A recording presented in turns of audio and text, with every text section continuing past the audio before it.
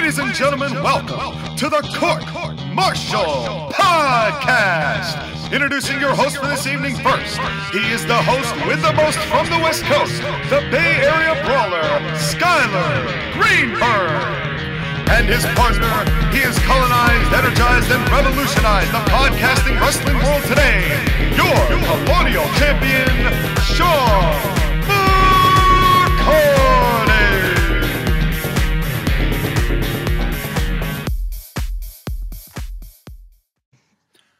And welcome, ladies and gentlemen, to another special edition of the Court-Martail Podcast. I am your Colonial champion, Sean McCarty, bringing you the hottest wrestling reviews known today. Fuck modern wrestling. We're winding the clock back.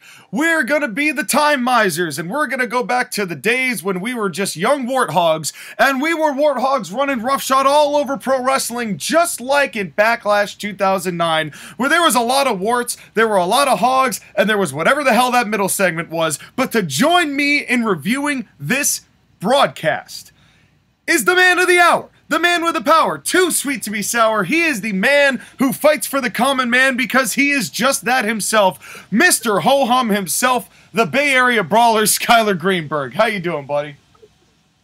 Thank you for inviting me with that great introduction. It's fun to be here and review this show back when I was a freshman in high school. Yeah. No. Oh, how the times have changed. Now we are old and bitter and grumpy.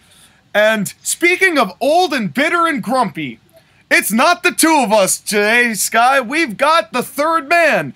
And boy, he is less exciting than Hulk Hogan was in '96, but that isn't going to stop him from talking like he's a big buff muscle meister, but instead he's just a skinny white boy.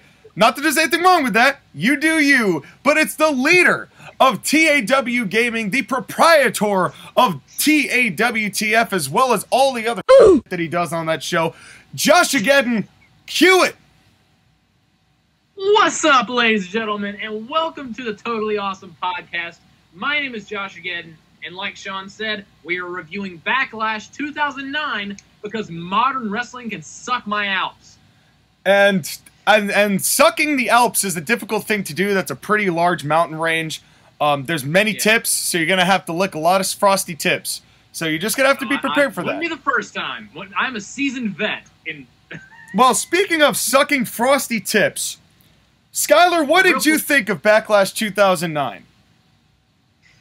I want to be clear that originally I was supposed to pick a pay-per-view, and then I said we had to do a Backlash one, and JoshAgeddon's like, you have to watch 2009. It's the greatest Backlash of all time.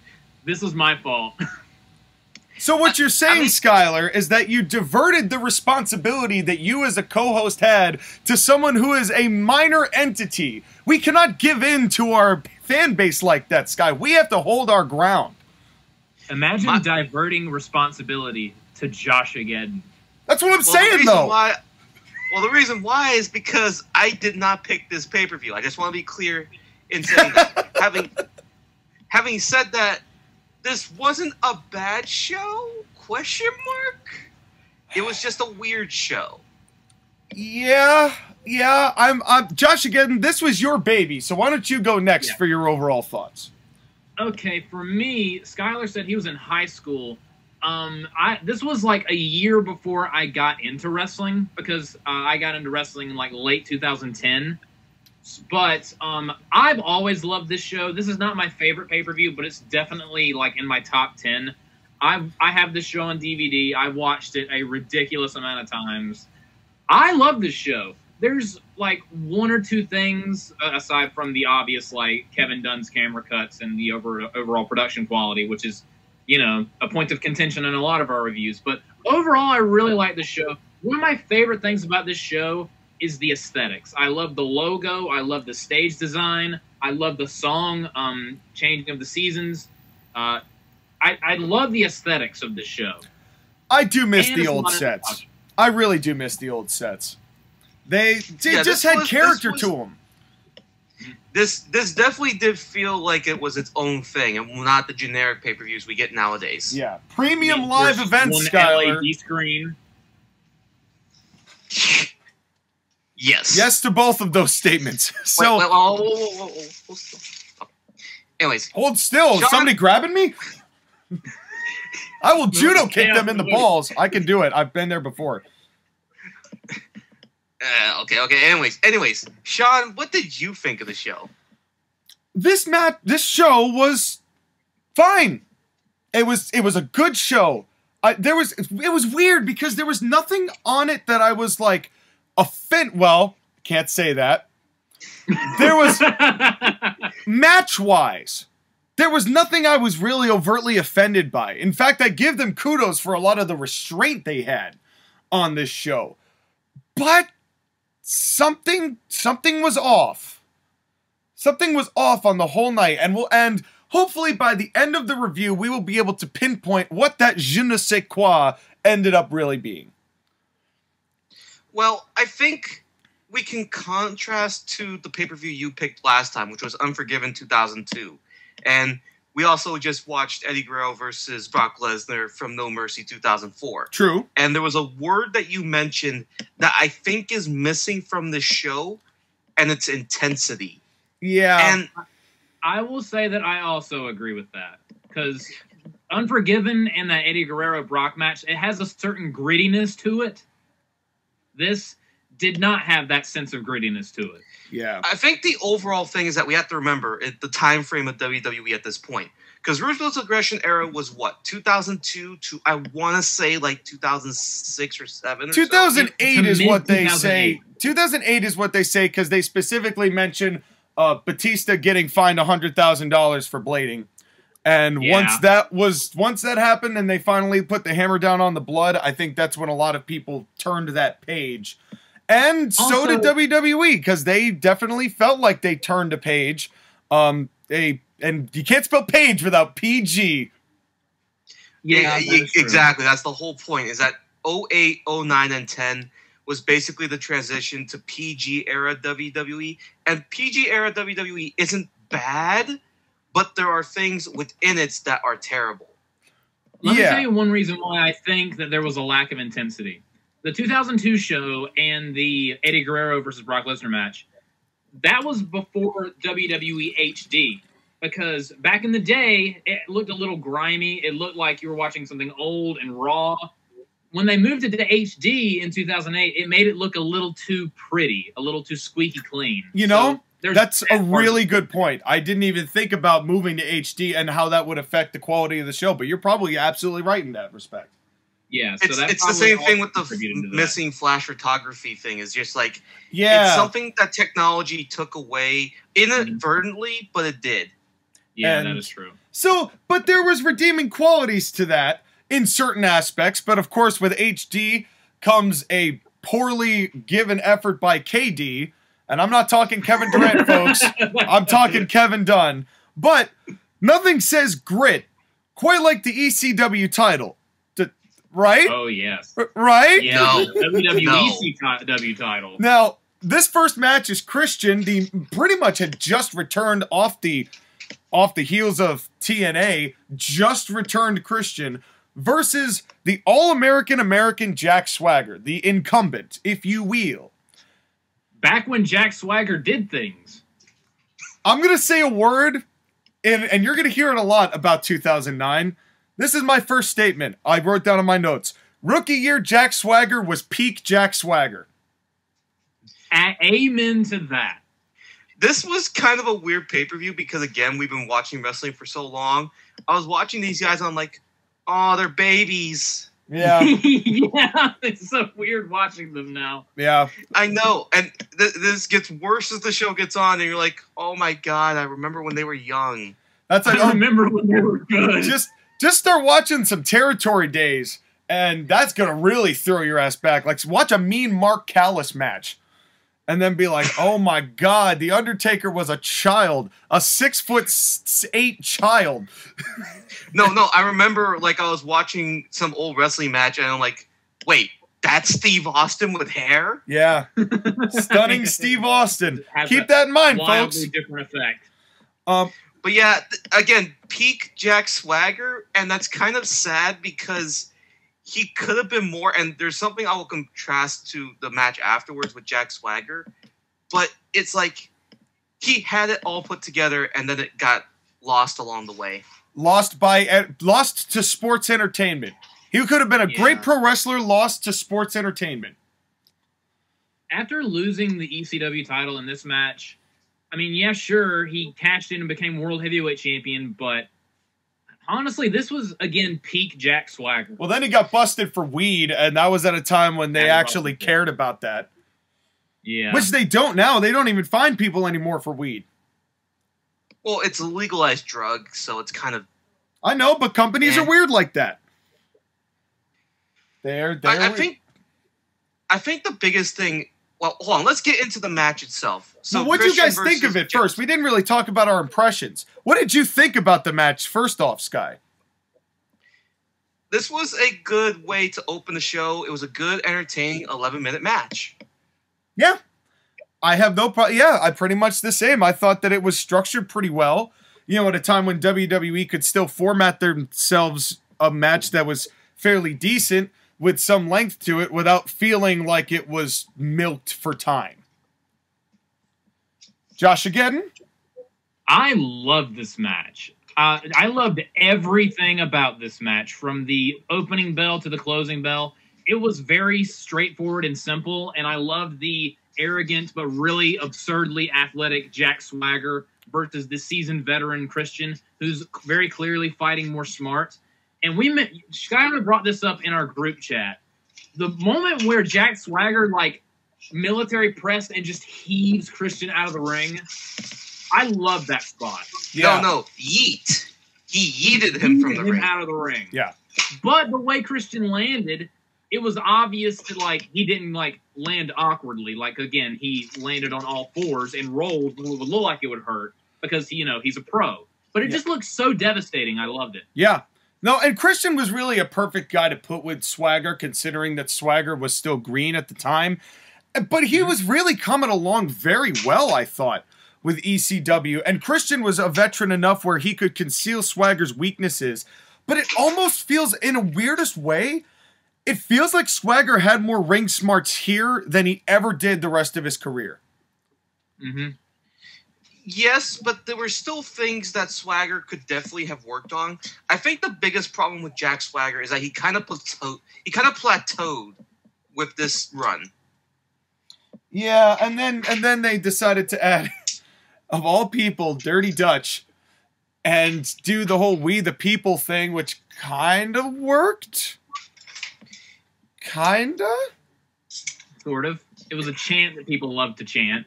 Yeah. And that was about it. And then, and that's kind of that something. That got over, not Jack Swagger. And that's also a point. Yeah, exactly. That's the point I want to make. Is that was what WWE cared a lot more about. Is the slogans on the T-shirts and the chants in the arena they could market more than the person actually giving those actual verbiages out. Don't you miss that one shirt design where it was just a red hand grabbing Jack Swagger's titty? Yes, I remember that. It was electric blue. Well, hey, that's the all-American titty right there. So that's right. That's right. Well, speaking of all-American titties, that's America's ass right there. You milk it and beer comes out. Well, did we get a collar and elbow tie-up in this match? I believe so. Skyler? Yes, we did. No, we did not. No, we did not. We did not. Not to start the match, at least. What started was Swagger went to go for a collar and elbow tie-up, and Swagger just dropped down and just took him in a waist take lock. It was amateur wrestling. Wait, Swagger? Christian tried to lock up. Swagger just went down for amateur wrestling. Which I'll allow, because that's his gimmick. Well, yeah, but again, in amateur wrestling, you can either go for the collar and elbow tap or you can go for the waist lock reach around, right? JoshAgeddon, that's your department. Well, in the way it starts in amateur wrestling, the referee starts you at the collar and elbow tie-up like you're both just stationary, and then they blow the whistle and you go from there. So, but then after that, that's when you you can either struggle for a second for a dominant position, or drop down, go behind, try to go for a shoot. But the point is that it was amateur wrestling, so I'm not gonna take this out of. I'll allow it. I'm going to allow it on the counter. And I personally loved it. I love amateur wrestling being brought into pro wrestling. It was fine. It made sense for Swagger to do. Like, how could I critique that? Because it's not what you like. No. Well, I don't want to be a smart today. It gave Christian even more of a reason to try to outmaneuver and outsmart Jack Swagger. Like, one little move that Christian did in this match that just pops me every time I watch it. They're both on the apron, and they're, like, getting tired. They've been beating on each other. Christian just hooks Jack Swagger's leg and uses leverage to flip him back into the ring. Yeah. Not strength, just leverage and positioning. Yep. Every time I watch this match, when he does that, it makes me so happy. It's something so simple. Well, we really need to do a much more thorough examination of Christian. Because the more that I watch him later on in life, the more I see just how unique his offense is, just how smart he is as far as psychology is concerned. Christian honestly did deserve that world title run and should be acknowledged for just how good he really is. Even though I feel he's still, even after everything he's accomplished, still feels little underrated. Well, the issue is because of a certain person, but we'll talk about him in a second. Yeah, we'll get there. We'll get there. But, so, for example, perfect example of this, as he's got Swagger down on one knee, Christian gets a side headlock on him, but instead of like dropping to a knee or anything like that, he just props his body, he squares his shoulders, and he just leans his entire body into Swagger to add to the extra wrench of it. But you can see his whole body like tilting to the left like that Michael Jackson thing he did.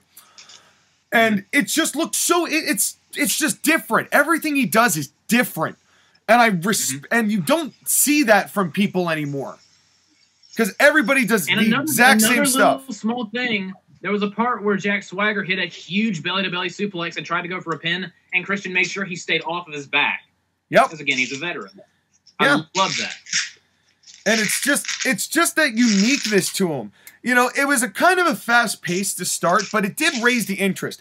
Quick note, Providence, smarky as fuck here. What was going on with Smarkvidence, Rhode Island? That was bad. I can do better. But Smarkville. Yeah, well, in any Providence, case, Smark Island. Yeah. Well, oh God, we have to remember that this is 2009, and that the fans that WWE had at that point were starting to get annoying. Yeah. Look how, and they're so much better now. You know, that problem hasn't gotten worse. Let's go, Adam! Yeah, exactly.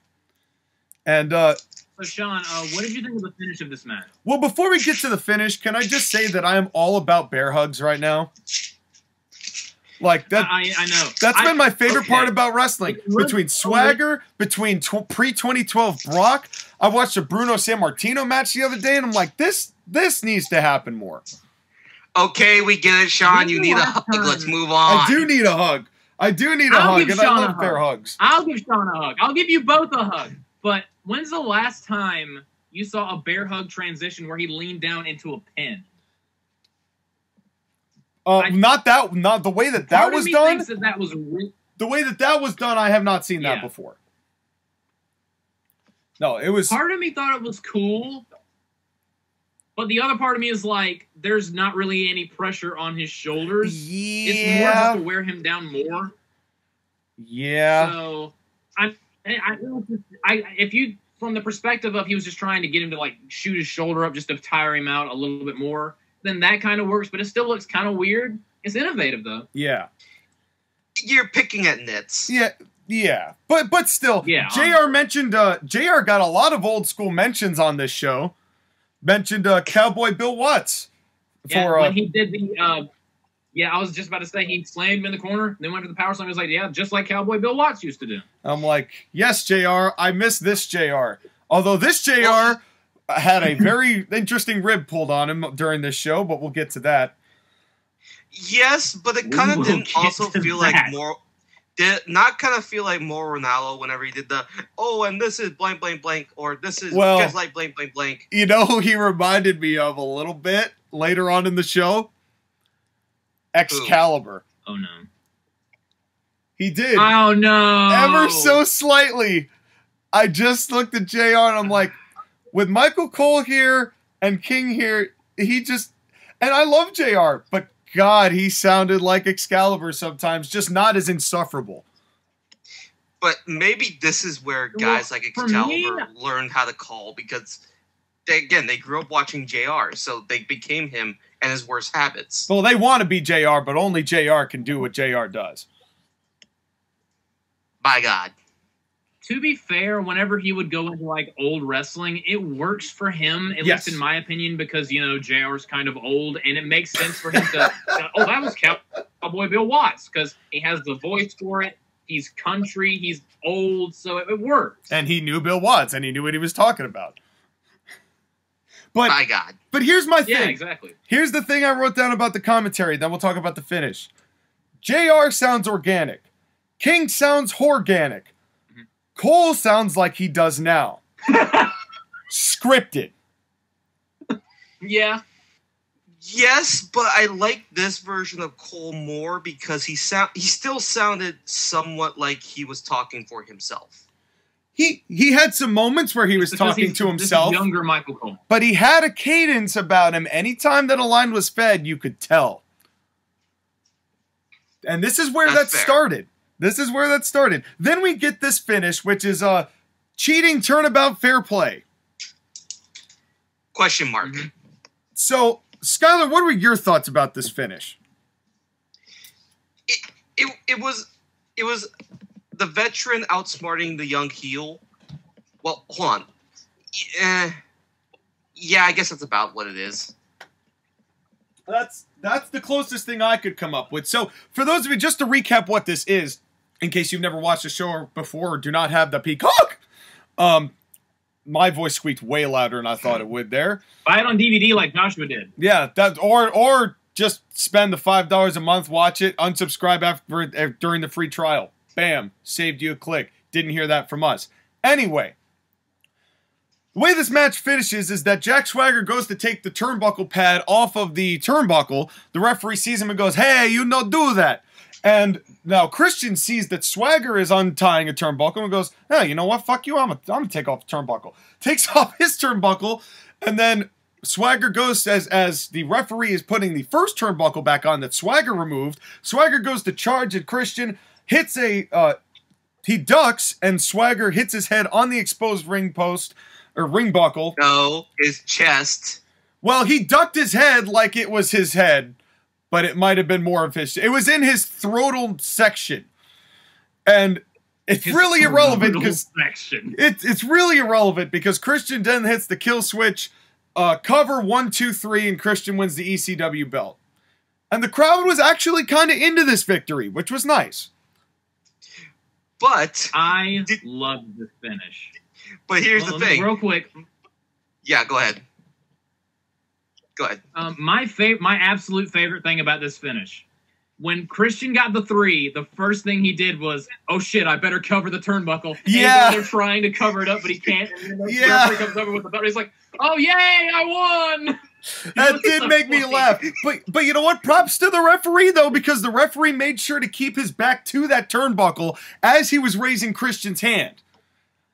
He made sure that he was not going to turn over there and look and be like, "Hey, what happened over here?" He kept his body position so that Christian wouldn't be caught in a bad position.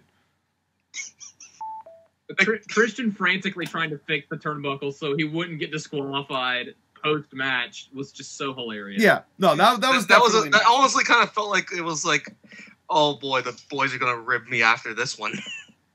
Yeah, but it was honestly, it was a good opener for this show. But it was another evidence that the ECW title meant absolute jack shit compared to the actual titles on the show. That is true. This could have very easily have been like an Intercontinental or U.S. title match. Yeah. Which is fine, because that's what the ECW title was, but it was what the title was at that point, but it was kind of what it needed to be. And of course, we all remember that ECW was disbanded a year later, so... And to be fair, Christian was a good person to segue the belt onto, especially because you were going to do that triple threat match with him, Swagger, and Dreamer. Just, what was it, 2 months later? SummerSlam. Yeah. So, which was the No, it was last Extreme chance Rule. for Tommy Extreme Dreamer to ever win the belt. And so it was, and I believe that he pinned Christian to do it so Swagger wouldn't get beaten. I think. He pinned Jack Swagger. Sad face. Well, he pinned Jack Swagger, and then Christian and him had another match for the title, and Christian won. It was kind of weird because it was two baby faces wrestling each other with weapons and shit. Yeah. But in any case, that's what ECW was, but it was still great to see Christian back, and his momentum had not slowed. Yep, and then Christian is backstage, and they do the celebrations. We got Evan Bourne. I think it was... Hold on, who was it? Was it like Finley or something?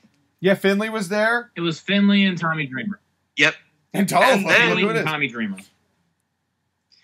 And then on the night when Christian wins a belt, the story immediately turns to his former tag team partner, Edge. Yep. You know why I don't care about you, Christian? Because I'm more important, because I'm in the main event.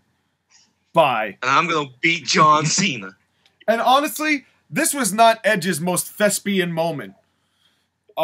This promo was not that good. Oh, it was not. It was not that good. He's done way better with way better material. And then Christian, and you notice, neither of them could look into the fucking camera. They both had, I mean, at least they were talking to each other. Yep. At least they were talking to each other, right? Fine. But Christian would look off at an angle. What happened to you, man? Edge is like, huh? What happened to me? You want to know what happened to me? What happened to me was, this happened to me. I am Edge. And world title. What happened to me? John Cena. And remember when you used to be, I don't know, fun? For the last promo for this feud that they would ever have, this was such a disappointment. I was like, I mean, fair enough, because, by the time they'd been feuding for like 3 years at this point, between the two of them. But speaking of things that went on for too long, and I'm not talking about the legend here, folks. It's Chris Jericho versus Ricky Steamboat. And I would like to begin this review by saying that I forgot that Ricky Steamboat was on this show, but I do respect the fact that he went out there and went as hard as he did with Chris Jericho. And this match I thought was surprisingly good. I didn't know how well it would hold up, but Ricky is a veteran. And Jericho was doing a really good job, like we saw with Flair, kind of leading everything around to make sure that it all went the way that it should have. So, all in all, this was a pretty good piece of business. Sky? Why is it that Chris Jericho keeps being booked in these matches against old people? Because he was getting a glimpse into his future. Yeah. Again, this was a good match, ? Again, I respect the hell out of Ricky the Dragon Steamboat basically winning a contract with his performance with that 3-on-1 match at Mania. Yeah. But it's just like, it's hard not to cringe a little bit every time you watch him. Well, that's for any 50-year-old, but I tried to let that go just for the fact of being like, all right, how many other 50-year-old guys could have the kind of match that Ricky just had? Not many. Josh, again, how'd you feel about it? I love this match. Wow. Although I do think it went on a tad too long, but I really love this match. Josh, again, I have a feeling that you just have just that line just on a tape recorder, and every time we're like, what did you think? You're like, click, I love this match. Click. And then you actually go into a description. Are you accusing me of repeating myself a lot? I am not saying but that I'm 100% serious. I am not saying that you graduated from the Department of Redundancy department. I'm not saying that at all. What I am not saying is what is not being said. And what is not being said is John Cena. Doo-doo. But anyway, did we get a collar and elbow tie-up in this match? Yes. Yes. Yes, we did. The answer is yes. I wrote down 2 words after that count. Ricky Steamboat.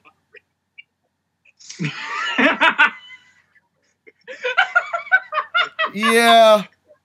Wow. Maybe you should have invested in Keeps before Keeps was a thing. You should have kept the headband. Yeah. Seriously. You know what? Go full-fledged skull cap. He looked better at WrestleMania when his hair was gray, but in this his hair was black and it just looked worse. Yeah, it was. Yeah, it made the bald spot a lot more prevalent. The big bald spot was less noticeable when his hair was gray. Yeah, he looked like Mike Jackson. There's a reference for you kids out there. Anyway, I'm gonna make another. I'm gonna make another statement. This is a theme. We were talking about the Department of Redundancy department. 2009 Jericho is peak Chris Jericho. It was. Abso-freaking-lutely. Yeah, we're gonna hear that a lot tonight. There was a spot in this I loved, which was when Steamboat's being getting shined and he skins the cat and Jericho immediately hits him with a clothesline back out of the ropes. That was beautiful. Yes, I immediately knew that was what you were going to say. Yes, it was great. Loved that. That was absolutely great.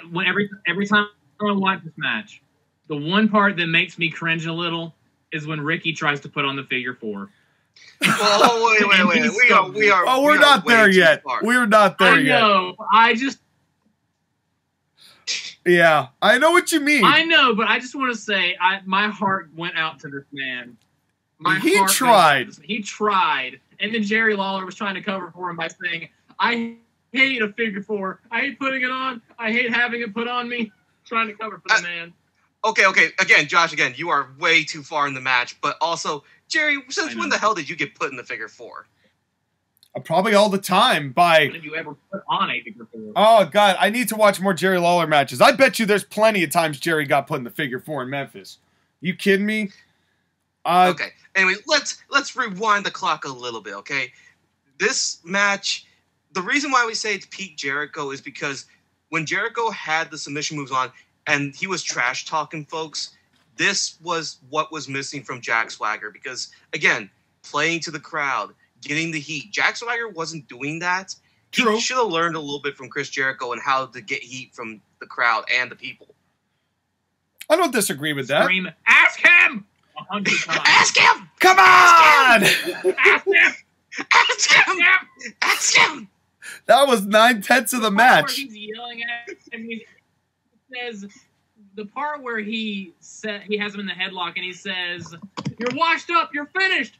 Ask him has been seared into my memory because it's so good. Yeah, and you wonder where these old school Magnation jokes come from. Right here. This is the kind of it's so good. And this is where it came from, is stuff like this. And Jericho was louder than he's ever been doing it, too. And Steamboat, I have to say this, though, because they exchanged a bunch of back suplexes, and they looked devastating, but they were incredibly safe. Jericho landed this man perfectly flat on the back suplex. Textbook. Mm-hmm. Yep. Well, I mean, that's the whole thing of why Chris Jericho is the one to get these types of matches against guys like Flair or Steamboat or Snuka or Piper. It's because his offense is safe. It's reliable. It's not going to hurt someone. And you can get a lot from a little. Yeah. And honestly, it kept going and it was really nice. I loved the sunset flip right into the walls of Jericho. The funny then we get to the figure 4, and I wrote down the figure 4 took a sec for Steamboat to remember how to do it because he was ready for it. He's like, and he picked his leg up and went the wrong way. He's like, no shit, that's not right. I'm gonna put the leg over here and then put this. I think okay, close enough. and then they were both like, we're right next to the rope. Fuck it, grab the rope. Yeah. Because you could clearly see that he didn't have both of his legs hooked, and at least Jim Ross had the ability to cover and say, Steamboat did not get all the figure 4 that he wanted. Yeah, I thought that was hysterically funny, though. I'm like, you know what, Ricky? You're allowed that. You get a pass for that. Yeah. But then they do the second rope into the code breaker, after the big splash, which was really nice. Which Jericho didn't get all of that code breaker. Well, I don't think he ever got all of that code breaker, to be honest. I don't know if that move ever quite landed the way that Jericho thought it was in his head. Yeah. But regardless, Jericho finally gets Steamboat in the center of the ring with the walls, and that's enough for Steamboat to tap. Well, real quick before that, I love the callback to the WrestleMania 3 match with Randy Savage where he tries to scoop slam him. Ricky counters it into a small package, only hooks one leg just like a WrestleMania 3, but Jericho kicks out. And everyone's like, oh, that was the WrestleMania 3 spot. And then the Walls of Jericho. Yeah. No, it was really good. It was for what Ricky was at this time, and I wish that he had not been in that stupid 10-man tag later on, which ended up being his final match. I wish that this was it, because this would have been a match to retire on. The 10-man was before. Was it? The 10-man tag was the night after WrestleMania. Oh, you're right. They even referenced it and said he looked great in that 10-man match. You are right. So this was his last match then. Yes, it was. And he actually went on record because, Ric Flair wants to have a one-on-one match with him today, like nowadays, which is so absurd. And Ricky actually went on record and said, I want the memory of me and my match with Jericho in 2009 to be people's lasting memory of me. Like, his last official match was him with his son defeating Trent Beretta and Kalen Croft in the SCW on Father's Day. And he said that was enough for him. Mm-hmm. And also, I'm not going to embarrass myself with a 73-year-old Ric Flair. Sorry. Who would want that? Yeah, basically. And I respect the hell out of him for that stance, but I also respect the hell out of him for this match with Jericho. Because this really was good. And it was better than it had any right to be. Especially by today's standards. The first time I ever watched this, I was blown away by this match. Yeah. That's where having a guy wrestle against a younger guy, but you're still putting the younger guy over. Mm-hmm. Especially with Jim Ross saying, I don't think Ricky Steamboat has ever tapped out, and he tapped out. Yeah. Mm-hmm. And after this is when Jericho went on to have his Intercontinental title feud with Rey Mysterio, which was awesome. Which might be, I know everybody loves that feud with Michaels and Jericho, but I think his feud with Mysterio might be my favorite feud that he was ever in WWE. They had better matches. They had better matches. They had better matches. I think they had better chemistry, just in their dynamic. I think that Shawn Michaels at that point really wasn't the babyface that Mysterio was at the time, especially because Shawn was starting to wind down and then, goes into those feuds with The Undertaker. Shawn was at a point in his career where a lot of what was known about Shawn really started becoming a little more public with the advent of the internet. So people didn't want to cheer Shawn as much as they still wanted to cheer Rey. And Jericho was such a bastard at the time that having him have the height and weight advantage significantly against his opponent, who was as good as Mysterio was, led to just all in all just better television. I will say that at Extreme Rules 2009, the No Holds Barred match with Jericho and Rey Mysterio, one of my all-time favorite match finishes is when Rey Mysterio goes for the 619, Jericho rips the mask off, roll up 1, 2, 3. Yeah. I also like that was such a perfect finish. Also in that feud, and then we'll go back to this show. Also in that feud, which was really great, is that one episode of SmackDown where Rey is doing his thing where he's got the mask and he's putting his head to other kids with masks, and he does it with one guy, and the guy has the mask, he just beats the shit out of him, and it's Jericho, he pulls the mask off, and it's Chris. I'm like, oh, that was good. And then a couple weeks later, Rey Mysterio, it's Jericho versus Jeff Hardy, and then all of a sudden, this kid jumps out of the audience, Hurricane Rana's Jericho into the post, and it's Rey Mysterio who jumps right back into the crowd, and there's two other little kids dressed the exact same way, and Jericho's like, which one is Rey Mysterio? I don't want to attack a child. Yeah. He just counted out. No, he's not Bray Wyatt. I love that. He doesn't love the children. He doesn't love the children. What's not to love about But speaking children? of not being a loved child, our next match is... Hold on. Was this the point in the show where we get Santino? No. Yeah. No, we're backstage. Yeah. Oh, backstage, yeah. I was trying to skip... You know what? I was trying to skip over it, Sky, but you wouldn't let me.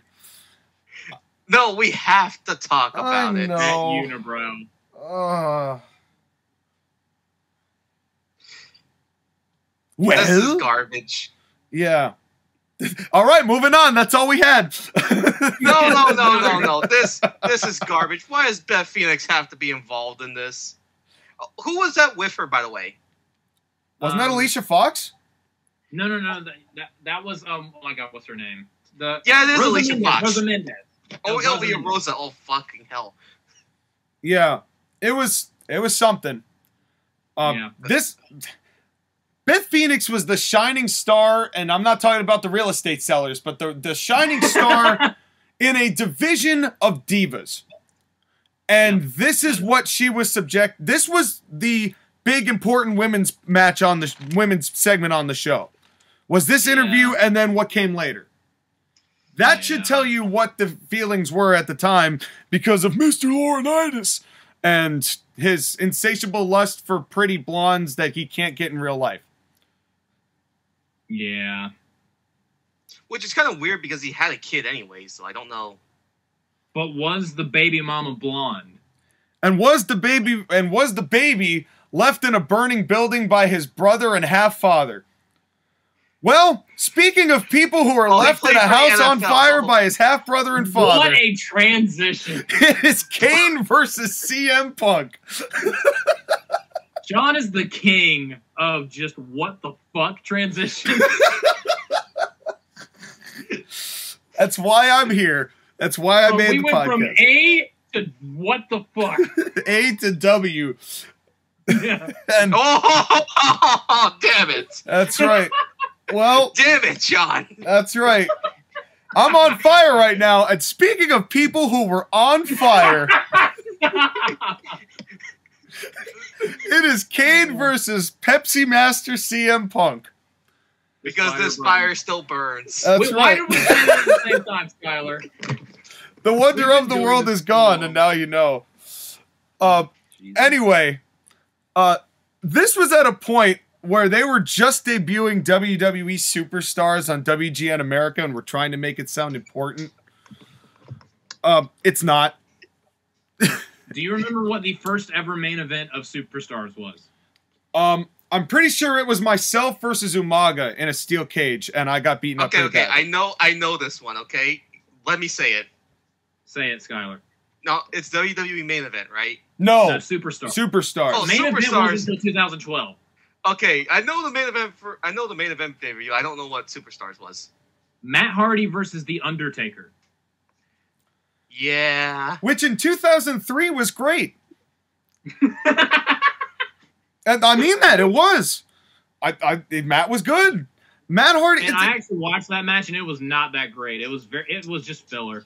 It was a wasted appearance of The Undertaker. Just like that show. I also find it interesting you say that it wasn't a waste of talent for Matt Hardy. A notable that was because Matt Hardy was still good at the time. Yes. Well, anyway, there's a very strange sign in the crowd, and I would like one of you to try to decipher this, and I think, JoshAgeddon, you're going to be the one to do it. There's a sign in the crowd right before they start that says, Pepsi is not Edge. And I'm pretty sure that was meant to say edgy, but instead it just seemed strangely placed. Like, no, that's CM Punk. That's not Edge. Edge comes out and Edge says, is later. correct, I do not like Pepsi. Fuck Pepsi. Fuck John Cena. Fuck Pepsi. I'm like Dr. Pepper. You know who likes John Pepsi? Cena. John Cena. Oh, man, you just go full corporate here. And speaking of things that were corporate, Kane and CM Punk. No, he wasn't corporate yet. No, he wasn't corporate yet. He turned corporate, though. Did we get a collar and elbow tie-up in this matchup? I believe so. Sky? I still think the sign next to that Edge one saying CM Punk is DMS is still funnier. That's also good. That's also very good. Did we get a collar and elbow tie-up, Sky? No. We did not. And the reason why is that instead, CM Punk was kind of circling around the ring, just getting errant kicks, as Kane was just trying to like corner him. It was a lot more cat and mouse of the bigger guy trying to corner the smaller guy. So, I guess that's fine. I mean, the collar and elbow tap doesn't have to start every match if it makes sense for why it doesn't start. And again, CM Punk is not going to collar and elbow tie up Kane because he's going to lose that battle. Yeah, doesn't make sense. So this one makes sense. Bad attitude. Yeah. Well, then, what did you guys think of this match altogether, Skylar? This was a good match, but it's one of those things where, like, Kane in 2009 was not... Yeah, I know what you mean. People didn't care about Kane in 2009. No. I don't think that new theme did him any wonders. He needed a change, but it wasn't the best change. Yeah. JoshAgeddon? I thought this match was It was very, very passable. It felt like a filler segment, but it was all right. Yeah. It was CM Punk really trying. Yeah. Yeah, well, here's the thing. This match was okay. I did like the whole choke slam onto the apron counter into the kick. That was that was innovative. Like that too. That was really cool. Then Kane gave CM Punk an Irish whip, which Punk was supposed to like hit the ring post, but he missed by a good 2 feet and had to just kind of roll to the ring post in order to get. And then Kane hit him with the drop kick or the baseball slide, which looked devastating. But the Irish whip part was like, well, that was some setup. Yeah, well, that drop kick though was brutal though. It was. And then we had the choke slam to the arm bar. I cannot here's my one major comment on this. I cannot unhear Kane's Batman TV reactions. So every time ow! Ka! Yeah! I'm like, dude, chill. I'll tell you what I can't buy. Okay. There's a part where CM Punk had been working on Kane's arm a little bit, so Kane goes for a choke slam with the bad arm. CM Punk hooks his arm into the arm breaker slam on the mat. Ain't that cute? And I'm just like, wouldn't that hurt CM Punk's back as well? Because he hit the mat pretty hard. If that hurts Kane's arm... Not JoshAgeddon. It was pretty cute. It was adorable. It was I know, it was an adorable one. It was absolutely cute AF. But I know what you mean. Cringe. I know what you mean. Cringe. Yes, you started this. Yes, guys. You started this. All I had to do was ask him. Come on. Ask him. Is it cute, ref? Ask him. Come on. Cole. Then Michael Cole, ever the expert name caller, says CM Punk hits a roundhouse kick and he's like, what an enziguri. And JR's like, and a roundhouse kick. And a roundhouse kick. And look, another roundhouse kick. Yeah. Because the trick with the enziguri is you're supposed to jump first. Yeah. You're supposed to step up. Like, use their feet to step up their body for the kick. That's why it's called a step-up enziguri. Well, then what did you two think about this finish? We'll start with JoshAgeddon. The finish, in my opinion, was the best part of the match. Because, again, his arm's been worked over the entire time. So he catches CM Punk's leg and uses both arms to hoist him up for the choke slam. So I very much like the finish. It made sense. Sky? My interpretation is like, Kane is like, I'm sick of this shit. I'm going to fucking murder him. And he did. Okay. Also that. Here's my question. So, CM Punk won the Money in the Bank briefcase the year before. I'm going to walk you through this question. He wins it the year before. He wins the title off Edge after Batista beat the teetotal shit out of him. He goes on to have a pretty underwhelming World Heavyweight title reign, where the people want to see him as world champion, but something's off. he perhaps isn't the person he should be or is going to be come later. It's just not time. He loses the title, pretty unconvincing fashion, just whatever, you know, it was kind of dropped. And then eventually, Punk wins Money in the Bank at WrestleMania 25.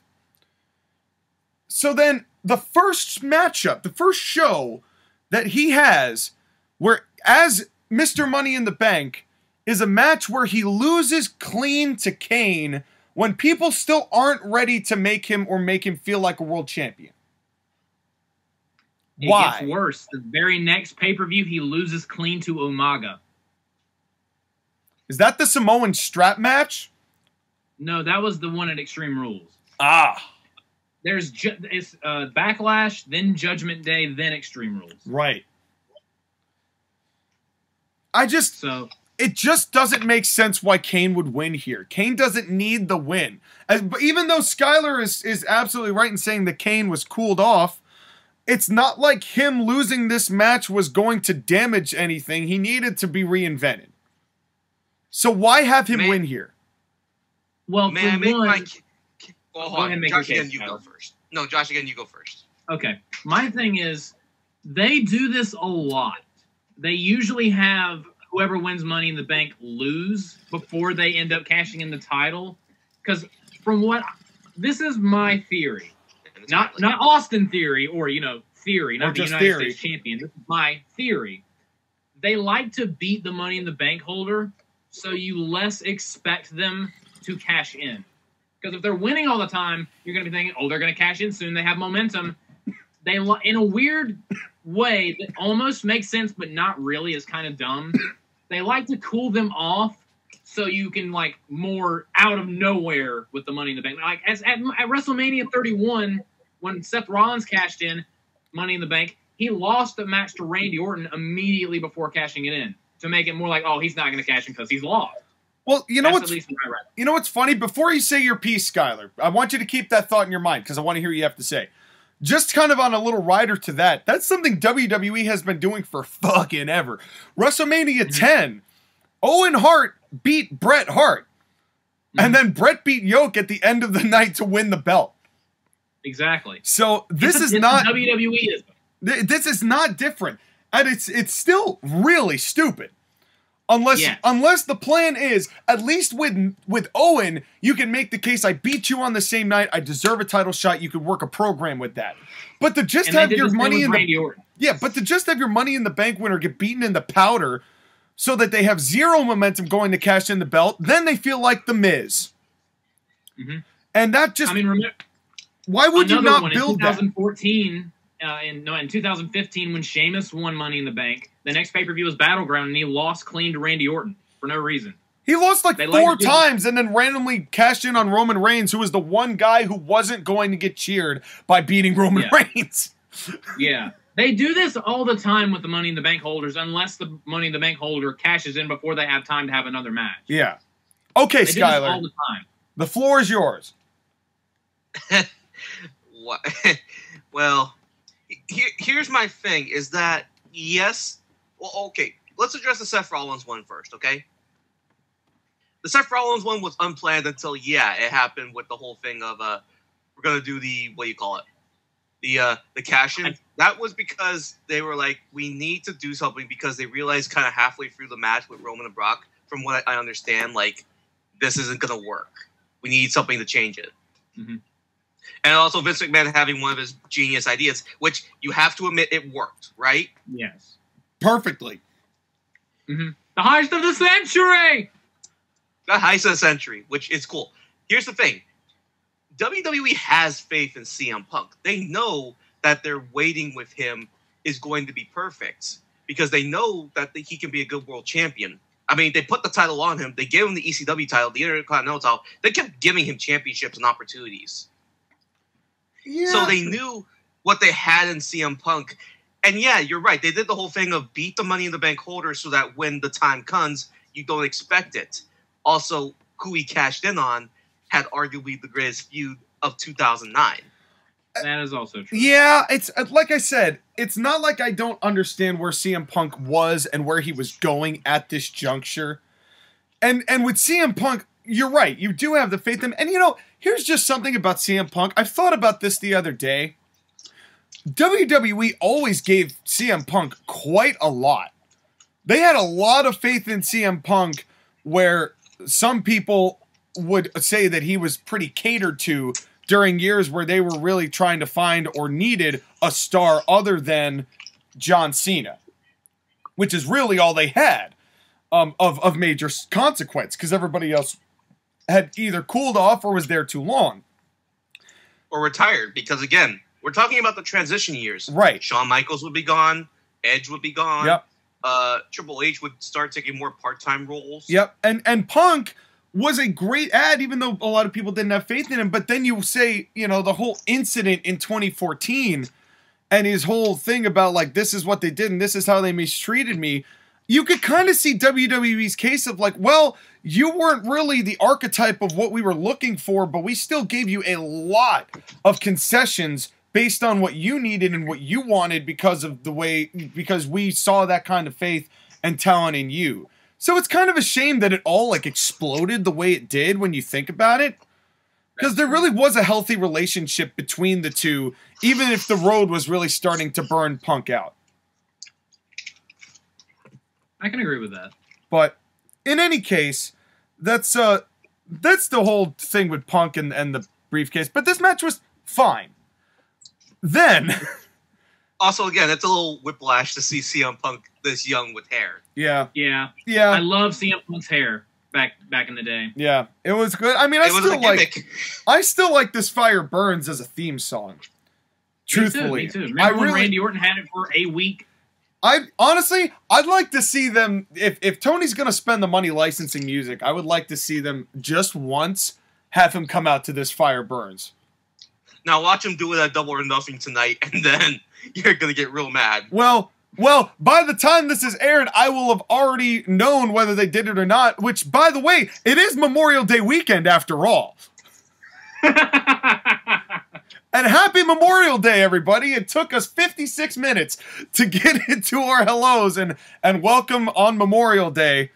And this is where we're recording and what you're watching. And now, speaking of unlike the United States, who never quits, even sometimes when they ought to, we're going to go to a match I quit. And not because I stopped watching, but because that was the stipulation. Jeff Hardy versus Matthew Hardy. And we start with a package of Matt and Jeff, and they describe the whole story and what happened at WrestleMania, even though I still am super happy Matt Hardy got his WrestleMania moment. Matt Hardy records this from, like, a backstage area or from the ring. Jeff Hardy records this apparently in Darby Allin's house. Yeah. And I just wanted to know where he was. Like, some weird staircase. Where that was taking place. I did not understand that.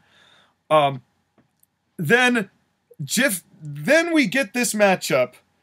The one thing I noticed, I'm gonna add some a critique of Kevin Dunn, if I may. I know that's not usually accepted around here. Jeff Hardy gets into the ring. Jeff Hardy jumps up and he does his his big pose into the corner. And the second he gets up and poses in the corner, smash zoom out with the camera. It's like, I'm Jeff Hardy. Here's everybody else. And it didn't work. And it honestly reminded me of when they did that with the Best Friends in AEW. But it was the whole thing of look at Jeff Hardy being embraced by his fans. Yeah, it just didn't work. Especially because Providence was really smarky. Like, to the point where it hurt the show. Because, the crowd has to, like, be into it and going crazy for that shot to work. Yeah, Jeff should have been, like, really cheered, and he was kind of cheered. Yeah. And Matt Hardy was kind of booed. But this is one of the things, Matt comes out, and I don't care. I don't care for Dreadlock Matt Hardy. I don't care for Big Money Matt. I don't care for anything he's done in AEW. Broken Matt warmed up to me, but that look was just so unique. My favorite Matt Hardy wrestling look is in 2009 Matt Hardy. Mm-hmm. It looks the best. It's a subtle change to tights that I loved. It made his whole turn feel more palpable. It's sometimes with WWE format, it's the little things like that that add to what's already being presented. Once again, this was peak Matt Hardy. Have you not said, Sean, that this is your favorite feud, Matt and Jeff Hardy? This was one of my favorite Matt Hardy feuds that he ever did. Yeah, I mean this feud was honestly, it was 2009 WWE gimmicky. Like, Jeff, I killed your dog, and Jeff's like, why'd you kill my dog? And then they fight, and so Shakespearean. Yeah, and that was pretty much it. You know, just Matt got jealous of Jeff, needed to erase Jeff Hardy. Even though, you know, obviously they couldn't. Delete. Yeah, delete. Yeah, pretty ahead of its time, perhaps. Did we get a collar and elbow tie-up in this match? No. JoshAgeddon? No, we didn't. But it's a grudge I quit match, so I want to be upset about these non-collar and elbow tie-ups, but they're all making sense. Well, is it weird watching a WWE show where things make sense sometimes? Yeah. Well, the collar and elbow tie-up is not called for in angry match situations, which is allowed. But again, Sean, I know you are dying because you are like, the collar and elbow tie-up must be respected. I'm just conflicted. It's just a strange feeling where it all made sense in context, but I've been so, like, clung to the point of matches need collar and elbow tie-ups from today's wrestling that when I see a show where there's 1 out of 4 collar and elbow tie-ups and I can't really be mad at any of them, it's just odd.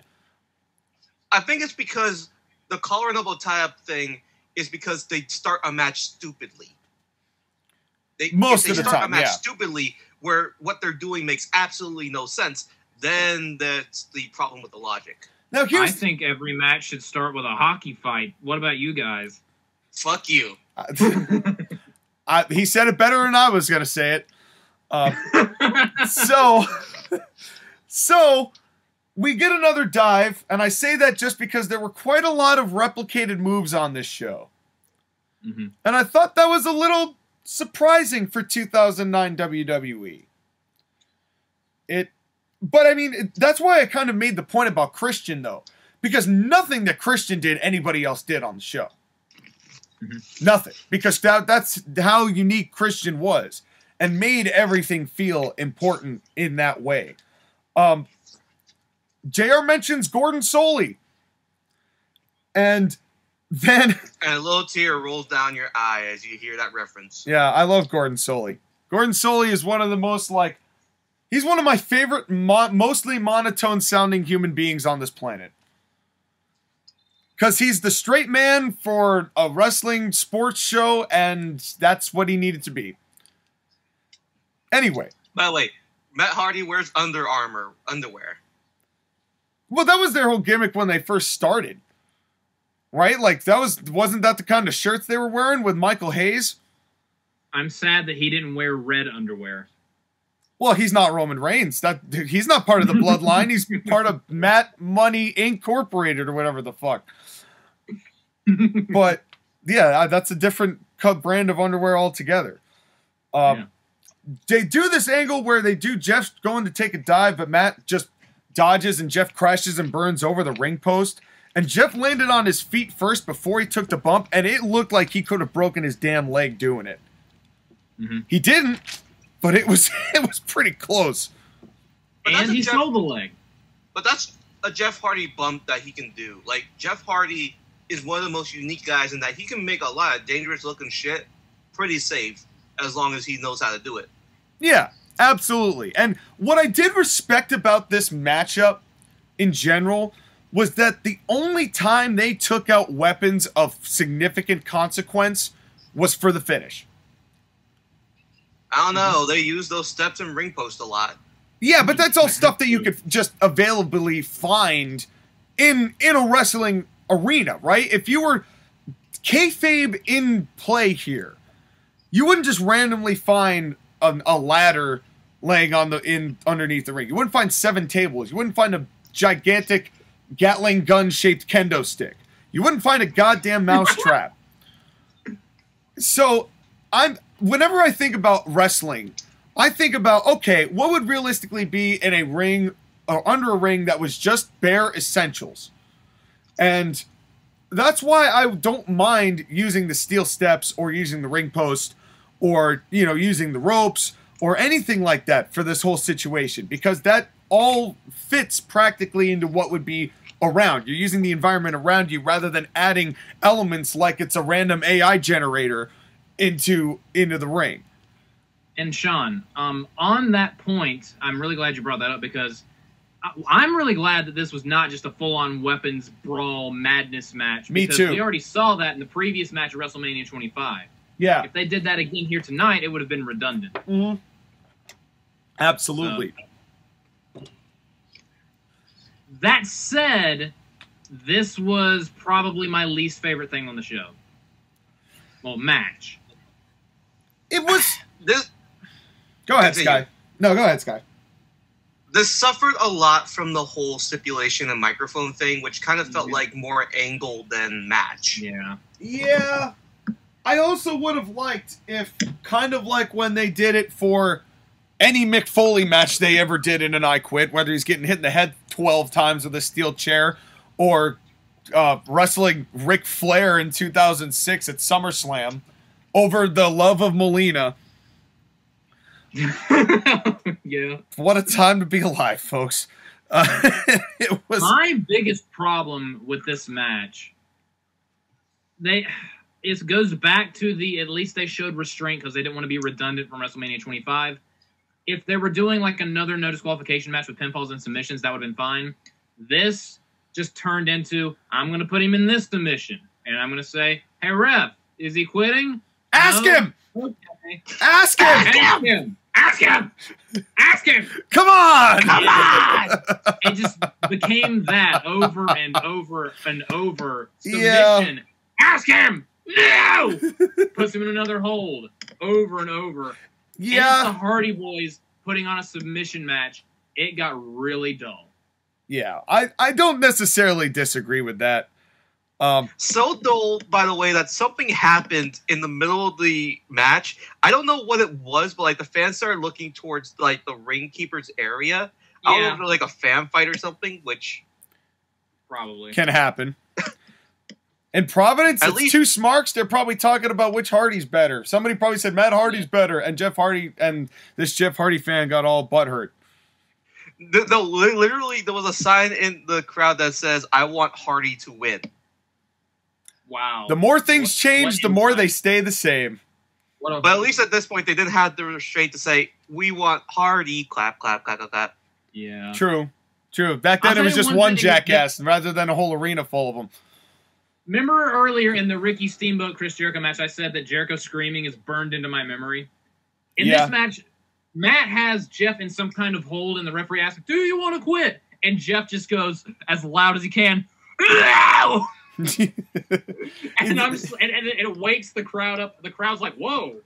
Yeah. He like breaks the microphone with his voice. I cannot unforget that as long as I live. Matt Hardy has a better figure four than Ricky the Dragon Steamboat. Yeah. Well, at least he remembered how to do it. He didn't trip. He at least understood what the mechanics of doing it was. But he does the figure four, but again, more move duplication. Mhm. Like, what are we doing here, people? And again, I like the tree, I can't speak. The tree of woe wrench of the head. Mhm. That was really nice. I just loved how much wrestling we were getting in this matchup. That was the thing. As much as it was broken up by the referee, it was still wrestling. It was an I Quit match that was mostly wrestling. I'm like, okay, I can get in on a mostly wrestling I Quit match. So I think it's just because of the reputation of the two guys in it. That's the reason why the match kind of felt weird. Like, Jeff Hardy has Matt Hardy in a clover leaf, and Matt Hardy taps out, but because it's not I Quit, Yeah. isn't tapping technically quitting? Yeah. yeah. That was kind of. I didn't like that at all. I wish that did not happen. That was the part of the match that kind of broke me. Like, technically, that's quitting. Well, there was more. There was more that was going to break the illusion of this matchup. Did you see the miscommunication? There were a couple of them. But the that twist of fate. The twist of fate that Matt sold and Jeff just forgot to do, or here's what I suspect happened. Matt and Jeff were going to line up for the twist of fate, but Matt was going to shoot Jeff off, and then Jeff was going to hit him with something. Instead, what happened is that Matt forgot that he wasn't actually taking a twist of fate, sold like a twist of fate, and Jeff Hardy had the overall wherewithal to hit the ropes and hit him with a leg drop. Yeah. Well, that's the thing is, I think Jeff had "Where the fuck did you go?" written all over his face. Matt, where's my brother? Well, I'm pretty sure he was supposed to hit him with a drop kick. Yeah. Maybe one of these days, Jeff will find his long lost brother. Oh man. That's funny, but you're so right, because I saw Matt Maldonado and Jeff hit the ropes. He's like, "All right, I'm hitting you in the head." Improvising. Yeah, no, but that was at least we knew. At least I knew what was there. I was like, "All right, that's pretty funny." Your brothers and you two have been wrestling for fucking ever before you actually knew how to do it, and you still can't land shit right. That's fucking funny. That's why the Young Bucks are what they are today. Come to terms with it, folks. Except the Young Bucks have never had a match with each other that actually mattered. Like, have Nick and Matt Jackson ever wrestled against each other? Once in TNA. And I don't remember how it went. And that's... Yeah, it was... I didn't watch it. Surprise, surprise, I didn't watch it.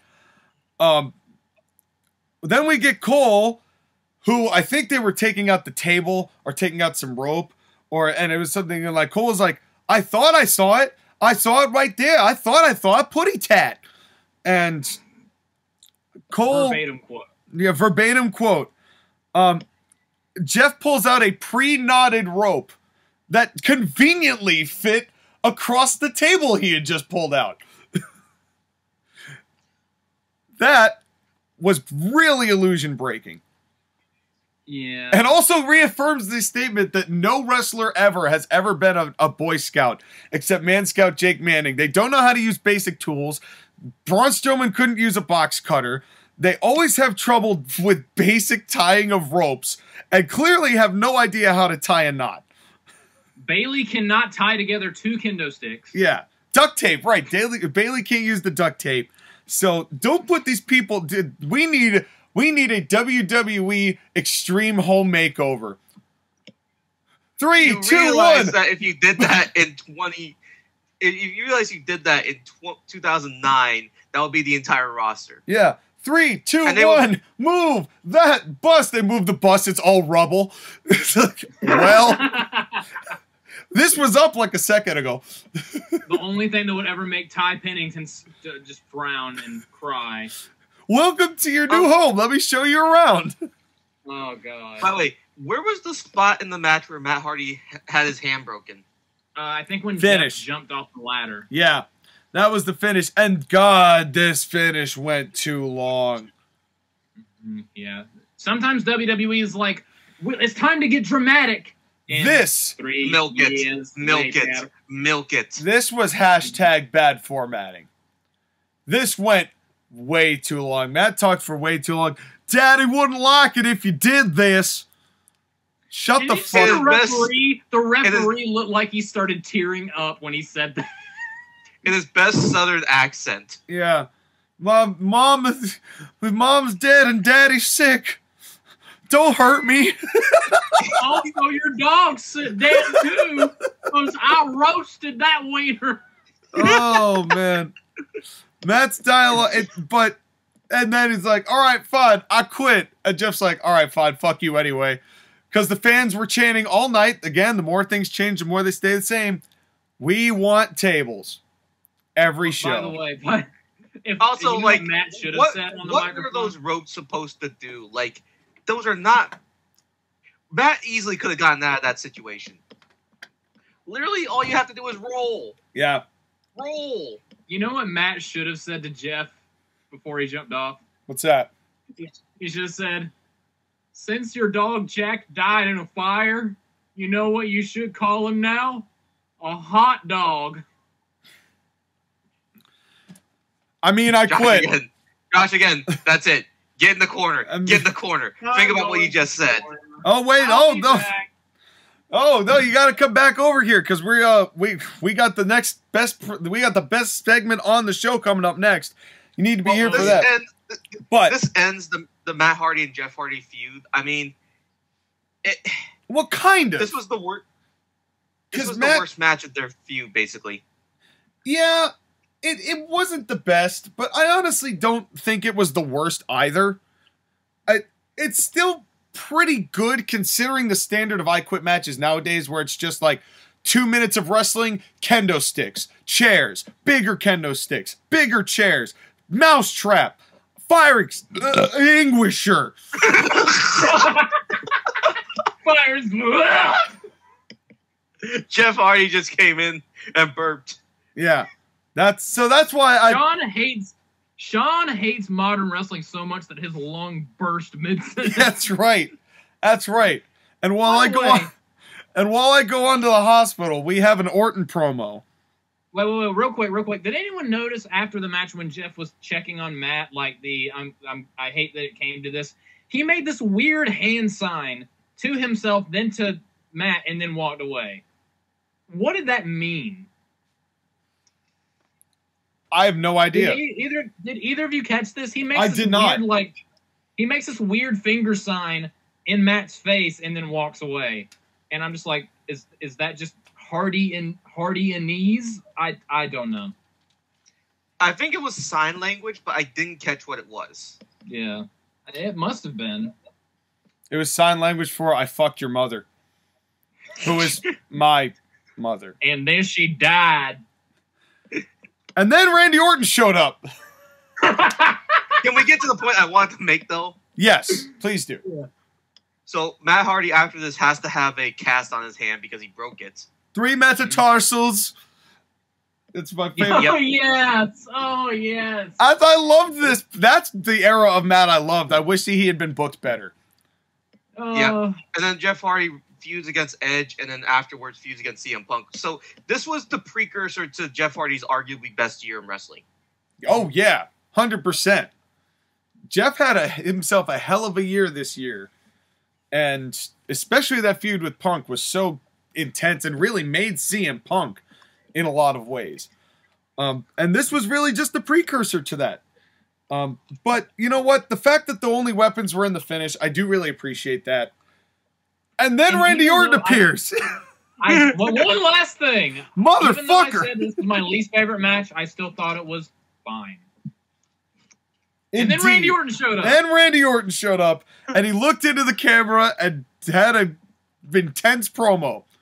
And as slow-paced as Randy Orton was at this point, and always would be in his promos, he was looking into the camera. It was intense. You felt like you could believe what he was saying, or that he believed what he was saying. Just look into the fucking camera. I hear voices in my head. And not only that, what he was saying actually kind of set up for one of the details of the finish later on in the 6-man tag. Yes. But we'll get to that. We will indeed get to that. But we've got the best segment on the show. They understand. They talk to me. But unfortunately, and speaking of people who have to have somebody talk for them, here comes the great Khali. Oh, Lord. With Rajin Singh. And from HLA to the Kiss Cam. Not much has changed, folks. Kiss Cam. The crowd went from cool to encased in ice like the acorns in Ice Age. When this happened. And they needed a cool down after the Jeff Hardy Matt Hardy match. Yeah, well, this was a cool down. This was a glacial freeze. Sub-Zero somewhere is backstage nursing his neck and apparently froze the entire crowd. And So then we get this whole thing of, well, Santina, if you is a whammon, come and kiss the Khali. And Santina's like, oh no, I no kiss him. I love JR. And JR is not amused. JR's reaction to this. Every time I watch this pay-per-view, JR's reaction fucking destroys me. I swear to you right here, right now, JR did not know that that was going to happen. The look in his eyes. That was a rib and a half. Fucking killed me.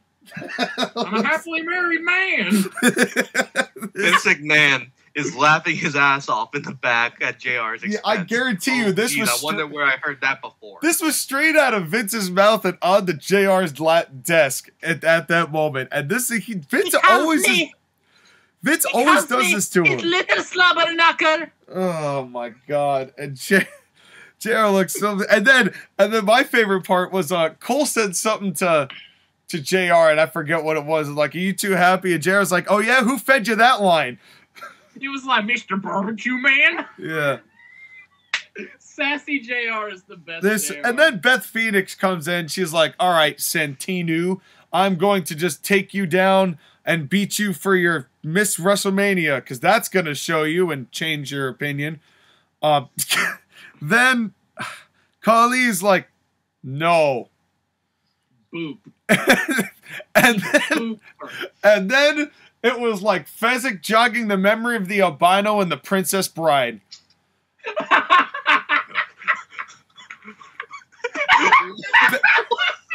Beth Phoenix goes up and starts yelling at him, and Khali just takes his fist and goes, bonk.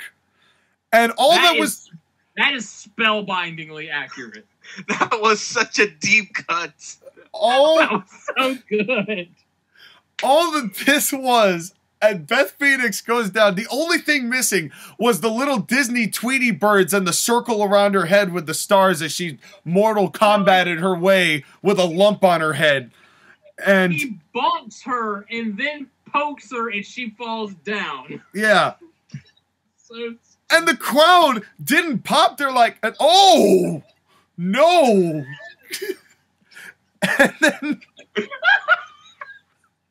And then Santina pins Beth Phoenix, because of course we got to have a match, one women's match on the show, and it's Santina beating Beth Phoenix. Folks, Jesus Christ. 2009. And then JR is still at the very end of this, and they're like, oh man, you should have told us. He's like, I'm a married man. But speaking of married men, let's go on to this world title match. Oh my god. Oh okay. man. No. Here's the thing. The dance of Santina Marella. The dance. Oh yeah, that's right. And then Khali rips off Santina's bra, and he's like running up the stage like, ah! Ah! So fucking dumb. This was the stupidest thing. It was so stupid. This is one of the stupidest things, but it was so like astronomically bad that it's just like kind of funny. But oh, God. But still, the Khali bop, just bonk. Khali That sounds like the dance, the Khali bop. Yeah, no, that's what Santina was dancing. When before her top got ripped off, and JR was not happy. He did not like any of this. See it at the desk. He was. Now, the thing about this was that JR was not subjected to this all the time at this point. Now we get JR now, who is literally just ground down to the bone from having nonstop of this kind of stuff on his television that he has to call. And that's why JR giving absolutely zero fucks is the only redeeming quality of the announce team in AEW. That is 100% true. God. This segment was horrible, but I loved it because it was just so stupid. But JR's reaction to the whole thing, just a billion stars. Oh, man. Well, can we go back Skyler... to some professional wrestling, please? Yeah. Well, we're going to go to this really interesting six-man tag. with a weird stipulation. It is Triple H, Shane McMahon, and Batista versus Legacy. And the stipulation is, if Triple H, Shane McMahon, or Batista get disqualified or counted out, Randy Orton will win the world title. I say again, 09 Orton is peak Orton. Oh, agreed. Controversial opinion possibly incoming. This is my all-time favorite 6-man tag team match. And this is my favorite thing on the show. It's pretty good. It's really good. Tyler, don't you dare. It's Don't pretty do good. This to me. Did you like it? Ask him! No. Come on! Come on! This is a thing now. This is officially a thing. This This is is our new gimmick. Thanks, Chris. Chris Jericho has provided us with quite a lot of content for this channel. That's right. Now, Yeah, that's they true. play this video package. This video package detailing everything that Randy Orton has done to the McMahon specifically. Again, this is peak Randy Orton. Punting Agreed. Vince. Punting Shane. That segment where Randy Orton basically destroys Stephanie in front of Triple H, who is handcuffed to the ropes, is my favorite segment of all time. Chef kiss. It's Randy Orton's acting as a psychotic madman is just, it is art. He was so amazing. And this was pre-home invasion. Yeah, that's the one thing That's in coming. the Triple H Randy Orton thing, in the Randy Orton Triple H feud, that was just kind of like, okay, that's too cheesy. That's what they do. And Yeah. I'm going to say my controversial piece, and I don't think it's that controversial, but I know JoshAgeddon disagrees. Spinner belt sucks. Yes. Fuck that I belt. half agree and I half disagree. When the W is spinning, yes, it sucks. When it stays stationary, I like the design. All right, I will back that statement up with this. They have not made a good world title, or title for that matter, since. That is true. That is true. World title, yes. I like the design of the white strap Intercontinental belt, and I like the current Intercontinental belt. Yeah, but the old Intercontinental belt was just the old Intercontinental belt. They'd already used it. They just went back to it because it looked good. Now they have the one belt, but I want to believe in that belt, but that belt means nothing. Because it has no prestige to it. At least the other ones had some prestige to them. Same with the U.S. title belt. Like, it has a new design, but it's on theory and whatever. It mattered when it was on Lashley. It hasn't since. And I will say, when you finally make one world title belt for the WWE and Universal title belt that Roman Reigns has, I know it's going to be just another big W logo with a belt around it. Make a design. Please. I'm over the logo belt. Please. I know it's branding, but come on. Yeah. Have a cool design around the logo. Yeah. Maybe use gold. Yeah. You know, Not silver or bronze. or just something. Yeah. Just something better. Be better. Ask him! Ask him! Now, in this time that we've talked solely about that, I think the entrances are almost finished with this matchup. No, because Triple H still has to make his entrance because of the fucking belt.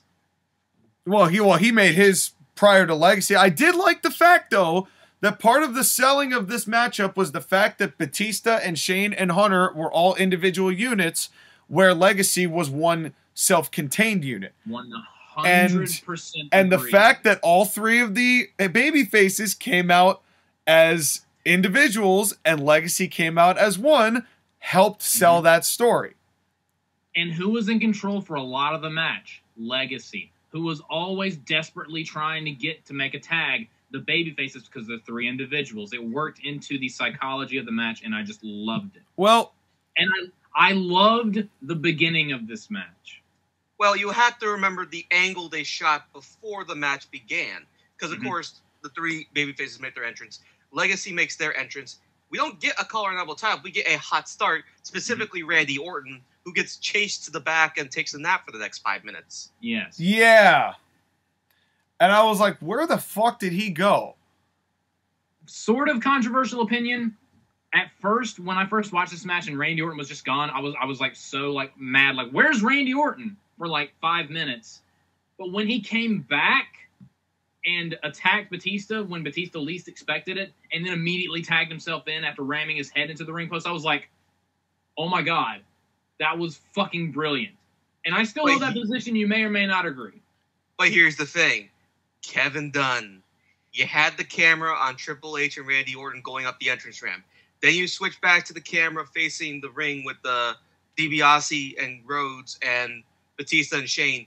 And we come back to the camera at the top, and Triple H has gotten rid of Randy Orton. He's coming from the back, and we're like, what happened to Randy? And there was no explanation. And there was no explanation. Again, hashtag WWE bad formatting. All you had to do was get a camera that went around to the gorilla or around just like through that curtain, see Randy Orton selling, go back, have Triple H go back, you see Orton selling, that would have been fine. That would have been enough. Would have taken 2 seconds. Randy Orton running away. Could have taken all of 2 seconds. But instead... The question of what did Triple H do to Randy Orton? Yeah. He just chased him off. Randy Orton escaped. At least that's the way they were selling it. To me, that's my perception of it. Well, he ran away and escaped. Which would not make sense because you're trying to win a world title. Why would you run away? To sneak attack. He had enough faith in Legacy to, stay alive for a couple minutes so he could watch a monitor backstage. I'm taking a few leaps, but he's watching a monitor backstage, I guess. And when he sees a moment to strike, when someone's back is turned, he runs out there. It's a little contrived. It's contrived heavily because you are depending on Cody Rhodes and Ted DiBiase to not get destroyed by Batista, Triple H, and Shane McMahon, which they were for the first 5 minutes. Mr. Geddon, if I may, I'm glad. I just want to say thank you that I'm not the only person who does yoga of the three of us, because you're straight up stretching, bro. Yeah, and I will also say it's contrived, but it is such a thing Orton would do. Of course, leaves his henchmen out there to get beaten up, so that he can make a sneak attack and then immediately tag himself in when his prey is wounded.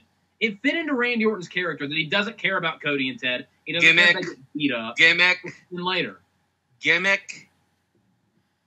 You don't use that word character around correct. here. His gimmick. I will not use the C word. It fit into Randy Orton's gimmick very well. Me, yes, it's contrived, but I loved it. Well, here's the thing. We got good hand slap tags during this whole match. Mm-hmm. There was I don't think there was a back slap, unless I missed it. There was one point where Ted or Cody had Shane in a full Nelson, and he walked over to Ted and was like, "Tag me," and he tagged him on the shoulder. They missed the tag, and it was so hilarious that they missed the tag. They missed a couple tags, honestly. There was one where Cody's pinky and Ted's thumb connected. and you can tell they pretty much nearly whiffed, and then the referee's like, tag! Close enough. Kyoto's just like, that's close enough. Yeah. And then I thought... Also, again, Cody Rhodes is a baby here. Yeah. Yeah. He is. And so is DiBiase. Shane McMahon is not nearly as swollen as he would later become. Shane McMahon is, 30 at this point? He looks so young. Yeah. And I'm not ready for Triple H with hair. I miss Triple H with hair. Less tattoos. Yeah, well, yeah, seriously. He's not part of the Illuminati yet, which is a group of otters that have nothing to do with an illegal organization that 100% doesn't exist. Wink. And still no fucking neck tattoo. But it was weird to have Batista be the first guy to get the heat, but when I saw how the rest of the match went out, I understand it. But it was still weird to see Batista get heat. Until Orton came out. I feel like it would have been better if Shane was the one to get heat at first. Yeah. And probably also to have Shane get the heat the second time. And also just maybe to have Shane do the heat and just do one comeback. Well, yeah. Anyways, we get the whole point where Batista, Shane, and Triple H destroyed the DiBiase and Rhodes until Randy Orton, surprise, surprise, comes back. Yeah.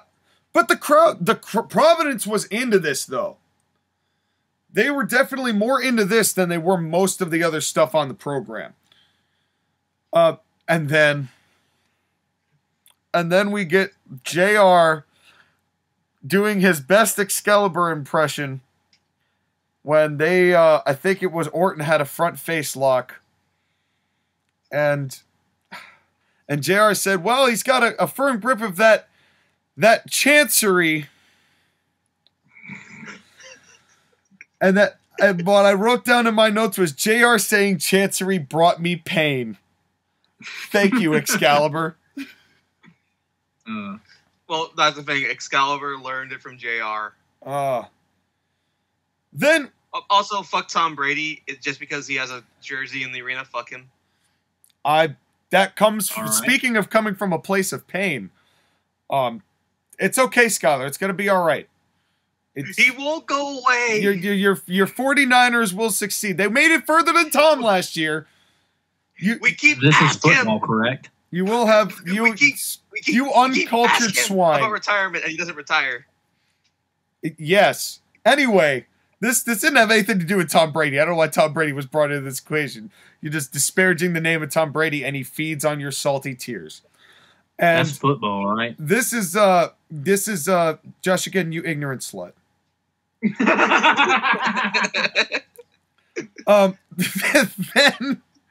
Then we get the chair shots. On both counts. Then the referee hits the chair shots. The referee starts hitting people with chairs. Referee gets a chair, starts whacking people. Keona's just done. He's done officiating. He's just hitting everybody. It's WWE. Keona wants the WWE Championship for himself. Can I just say one thing real quick? It's a 24/7 segment. One of my favorite segment. parts of this match was the execution of moves in this match. Not the moves themselves, but the execution. Randy Orton's dropkick. Beautiful. Gorgeous. Beautiful. That draping DDT he gave Batista, especially where he was like making that weird evil face where his eyes are almost like bulging out of his head and smiling. He just dropped Batista. It looked gorgeous. Well, the whole thing is that Randy Orton, when he inflicts pain on people, it's almost like ecstasy to him. Yeah. And Shane McMahon delivered some gorgeous looking diving elbow drops. Except did. His punches were shitty as usual. That is true. But this was pre-shadow boxing Shane, so I don't mind it as much. No, this was shadow boxing Shane. Yeah, but every move it wasn't that like they delivered in this match, just aside from some of Shane's punches, every move they delivered in this match looked picture perfect. I do have to say this though, only one person had the best punch in this match. That is Triple H himself. That is true. When he got Randy Orton in the corner and was just wailing on him, those punches looked so clean. Yeah, I've always loved Triple H's punch. Mm-hmm. It's. Oh, and one thing I forgot to mention that I also loved, again, talking about Randy Orton's gimmick. I love when he had Shane in trouble outside the ring, and he started like walking up to him like he was going to do something, and Triple H walks around, and Randy Orton sees Triple H out of the corner of his eye, and he's like, whoa, and he backs off, But he backs off so that the referee will stop Triple H, so that way he can do the Triple H stare bump to Shane, except Shane didn't do the Triple H stare bump. Mm-hmm. No, he just ran into it, didn't make any impact. 2009 is the fucking best. Yes, we know, but Sean, explain what happened with that Triple H stare bump. So Shane goes to run at it, and he just keeps running. He just never stops running, and he's just like, "Well, the stairs will stop me." But he doesn't really hit the stairs. Like he very lightly hit the stairs, so it made no impact, and you couldn't hear it. It wasn't like when Foley did it, where he'd take his whole leg and just like side chuck it.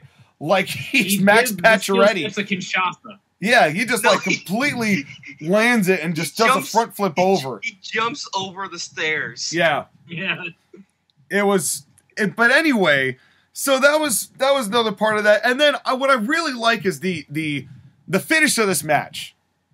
The finish of this match was orgasmic. The finish was great if only the timekeeper remembered when to ring the bell. Yeah. That is yes true. And no, because it added to the match. It did add to it, though. It added to the confusion, I suppose. But it still felt kind of out of place. Mm-hmm. But anyway, so what happens is Cody, and I believe it was it Shane? It must have been Shane. Yes, it was Shane. Yeah, Cody and Shane are fighting on the outside. Cody gets a chair, wham to Shane O'Mac. twice. Referee doesn't see it. Then Triple H goes in, and I forget how this sequence all finished up in the order that it finished up. It ended with an RKO. Let me go through. Please do. Okay, so Cody hits Shane with the chair, and then Batista runs at him, and Cody juds out the chair like a javelin into Batista's throat and jaw. Right. So he goes over. Meanwhile, in the ring, Triple H hits a spine buster and is setting up the pedigree. So Cody has the chair and he's walking up, and it's like he's waiting for Batista to grab it because he's like, maybe I can get a DQ to give Randy Orton the title out of this. And it almost works. Batista grabs the chair and he raises it above his head as the referee turns around, and Triple H sees it too. So he releases the pedigree, runs over and yoinks the chair because he's like, no, dude, I have it. I've got it. Don't do that. I'll lose the title. Turns around. Ted DiBiase throws Batista face first into the ring post. Randy Orton hits an RKO. 1, 2, kick out. Bell rings. Randy Orton's like, oh my God, I can't believe he kicked out. Wait, he's in perfect position. A grotesque looking punt to the skull. 1, 2, 3, it's over.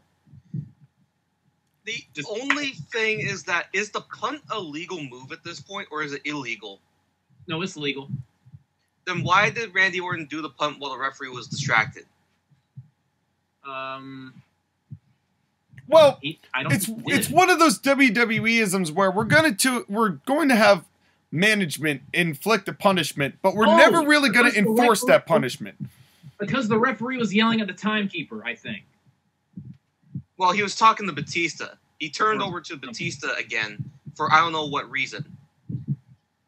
I don't think it was to show that the punt was illegal. I think he just happened to turn his back when that happened. Well, I understand both sides to that. Because again, this was the point where they stopped doing the chair shot headshots, and I think it was also the point where they were phasing out the punts. They were about to. Well, Randy Orton punts Ric Flair on Raw a couple weeks later, so. Yeah, I think this was like, okay, Randy, you're going to get to use the punt a few more times in 2009, but by 2010, you got to stop. In 2010, he did it to Chris Jericho on Raw. In 2011, he did it to Sheamus on SmackDown. But it was way less frequent, and he always lined up for it, but never was able to hit it. Yeah. And they also sold it a lot less. As far as the time that they stayed out and came back in. So that was, I kind of wish that they never did that to the punt, which is why I had, in ACPW, you just watch our ACPW versus NWO programs, everybody, if you don't already. Like, comment, and subscribe to the Court-Martail podcast. Exactly. Where you took the angle of Titus O'Neil being wheeled out and Triple H got stretchered. Yeah. He got wheeled out, and then Orton got suspended for 6 months. So, and actually hasn't been back. Who would have thought? Another thing that I loved about this finish, everyone's reaction, the aftermath. Randy Orton he doesn't celebrate. He grabs the title, gets his boys, and they leave as quick as possible. So they're out. They're out. He's such a dastardly villain that he knows what he did was disgusting, and he doesn't want anyone. He's running away because he doesn't want anyone to yell at him. He has his prize. He has what he came for. He got his revenge, and he's out. And see, meanwhile. Say what you want to about WWE formatting and Kevin Dunn. I love that when they cut from Randy Orton to the ring, the first thing you see is Batista bowing with his head in his hands like he's weeping because his friend just died. I loved that. Yeah, and honestly, the way that they reacted the entire time that Triple H was getting put on the stretcher and being tended to, all of that was really well done by both Batista and Shane, but... This is the part where I started getting annoyed with Providence. Because we hear yeah. Hey, but here's the thing. I made a comment a little bit earlier in this podcast about Shawn Michaels. And about how at this time, a lot more people were using the internet. A lot more people were getting information on the internet about the kinds of people that these individuals were. And a lot of these people still had Triple H's reign of terror on their minds. So, and considering how much, unfortunately, Triple H and Orton was a stinker of a match at 25, I wanted to like it so badly, but just like every other Triple H main event at Mania, it just didn't work. and also got overshadowed by a match that happened earlier. Yeah. Yeah. But this is how people felt about Hunter pre-NXT. And that never went away, no matter how many times he came back and tried to be one thing or another. Really, it took NXT for people to genuinely like and support Hunter again. That is true. And then Cole said... Triple H at this point was almost getting go-away heat. Yeah. Yeah. He really was. And so that's why I think a portion of this audience was happy to see him go. And yeah. Now I have another point. And this is something that disappoints me badly. So, Cole and JR and King are obviously selling this situation that it's really serious. And King goes, JR, how long was Batista out? 4 months. And then Cole says, oh, yeah, well, Shane got punted and he was out for several months as well. But then I thought about it. Yep. I know where you're going with this. Shane was out in February with the punt. And Shane came back. Was out in December. Shane came back in what? April? Late April? Half the time. No, this was May. Yeah, well, yeah, but he came back to sell the show in May, in late April. Mm-hmm. So that says that Batista, of his size, needed 4 months to recover from a punt, when Shane McMahon only needed 2. Sean, it's even worse than that. Vince McMahon was punted 1 month after Batista came back, and Vince McMahon came back to TV before Batista did. Vince. Okay, are you ready for my really stupid thing? Yes. Yes. Always. Because Batista is a regular wrestler, he has to undergo drug testing. But because Shane and Vince are not, they don't have to deal with drug testing. So you pump in all the steroids you need. And also, Batista's just wicked injury prone. This has been proven. Yeah. but hey, he's a genetic jackhammer, damn it. That's right. He's the Leviathan. With great fruits of steel for the amount of cycles he's taking. And a former deacon. But well, that was not where I expected this podcast to go. There's also another issue with this particular angle. I loved it, and then they did the same thing in the main event. Well, kind of. But when we get to it, I'll get to why I like that there were 2 stretcher angles on this show. But again, it's the thing where they did the WWE ref bump in both matches at Unforgiven 2002. They did the ref bump in 04. They did 7 ref bumps at Unforgiven 2002. 3 of them are in the same match. They have to do all the copy-paste stuff. I hate it. It's a little bit lazy. It's a lot bit lazy. I don't necessarily agree with that. But on this night, on Backlash 2. On this day. Yeah. Sometimes it works. Clearly, they keep copying their shit. But one more point before we move on to the main event. Another reason why this was my favorite thing on the show. The first time I watched this DVD was back when I first started watching wrestling, Randy Orton was my favorite. I just started watching. I was in late middle school, early high school. Randy Orton was the coolest person I'd ever seen. RK was the coolest thing I'd ever seen. And I figured out how he got screwed over by Triple H back in 2004. So I was like, man, I hope one day he gets revenge on Triple H. And then, again, I didn't have a lot of access to the internet. But then I was like, oh, this looks pretty cool. And I found out this DVD, Backlash 2009, that I got. I can't remember how I got Backlash 2009 on DVD. I think my mom bought it for me. And did your mom buy it for you? What a nerd. She gave it to me while I was wearing a binky. Anyway. Yeah, but you were 12 at that point, so I don't know why you were using it. I still have it for other reasons. But anyway, that's beside the point. So, when I first watched this DVD, I so badly wanted Randy Orton to win and get one over on the guy that screwed him. Because, again, I didn't know all that much about wrestling, but Randy was my favorite. And of course, you cheer for the heel. Yeah, when I first watched this and Randy Orton won, I fucking celebrated like crazy. I was so happy. And I will never forget. my first like big Randy Orton won a match celebration that I had. And on that day, another Smark was born. Yes. And you know, whenever Randy Orton gets a win, another Smark gains its Mountain Dew and neckbeard. Yeah, that's true. Well, I mean, do you think you know me? Well, Do you think you know me? well, I'll tell you what. It is Edge, who is not Pepsi, versus John Cena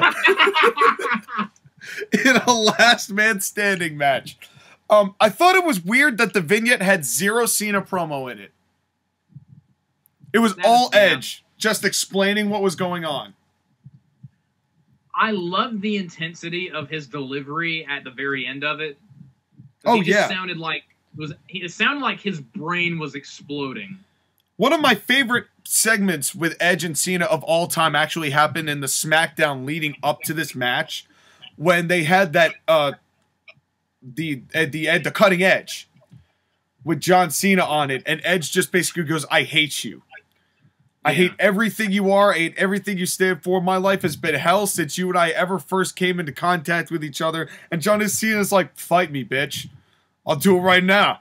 And then Edge just, That's a great promo. it's one of my favorite 9 minutes of SmackDown ever. Dare I say it was pretty cutting edge. It worked. It worked. But we have this matchup. It is a last man standing. Did we get a collar and elbow tie-up? Yes. Yes, we did. They saved it for the main event, is what I'm telling myself. Okay, hold on. Let's step back a second. Okay?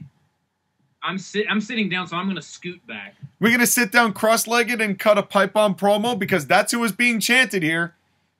I'm actually cross-legged right now, so you're not wrong. Okay, first things first.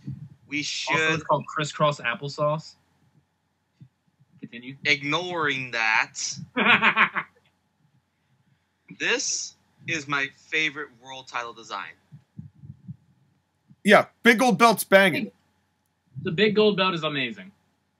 And secondly, this is my favorite John Cena shirt.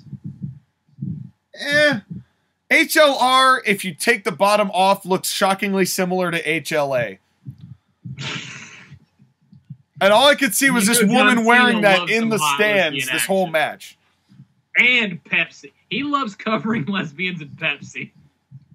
But it's not Edge. I mean. So we get some CM Punk Did you chants. see the sign in the crowd? Give me 12 rounds of John Cena. Yes. Yeah. That's... Hey, you think you know me? Hey, you think you know me? I don't know. I don't know anymore, Skyler. Who the hell are you? Cena was half and half. Him! Ask The him. only way we're going to find out who he is. Ask him! Come on! Come on! So This pay-per-view is devolving so badly. it is. Well, Cena and Edge. Cena was like getting cheered like half and half, like always. Providence was very smarky. What did you guys think overall of the matchup itself? I really liked it. I felt like it was a solid main event. And I loved how they didn't immediately start with weapons. They kind of slowly built to that. Yeah. But I loved this collar and elbow because did you notice when, before they touched, Edge said one last time, and John Cena was like, one last time. And then they locked up. Even though this is a blood feud, and they've been feuding forever, this felt like the last chapter, and it felt right that they would start with a collar and elbow tie-up. I just felt thematically it was appropriate. Yeah, absolutely. It's what Jeff and Matt Hardy should have done. Yes. Yeah. Well, But there was in that thing though, there was something missing in this match. I don't know what it is, but there's something missing. Again, the word that is apropos, especially because these two guys grew up in that era, there was no ruthless aggression. There was no intensity. There was just this felt sterile. Yeah. It took a minute for it to get going. That was my biggest problem with the match.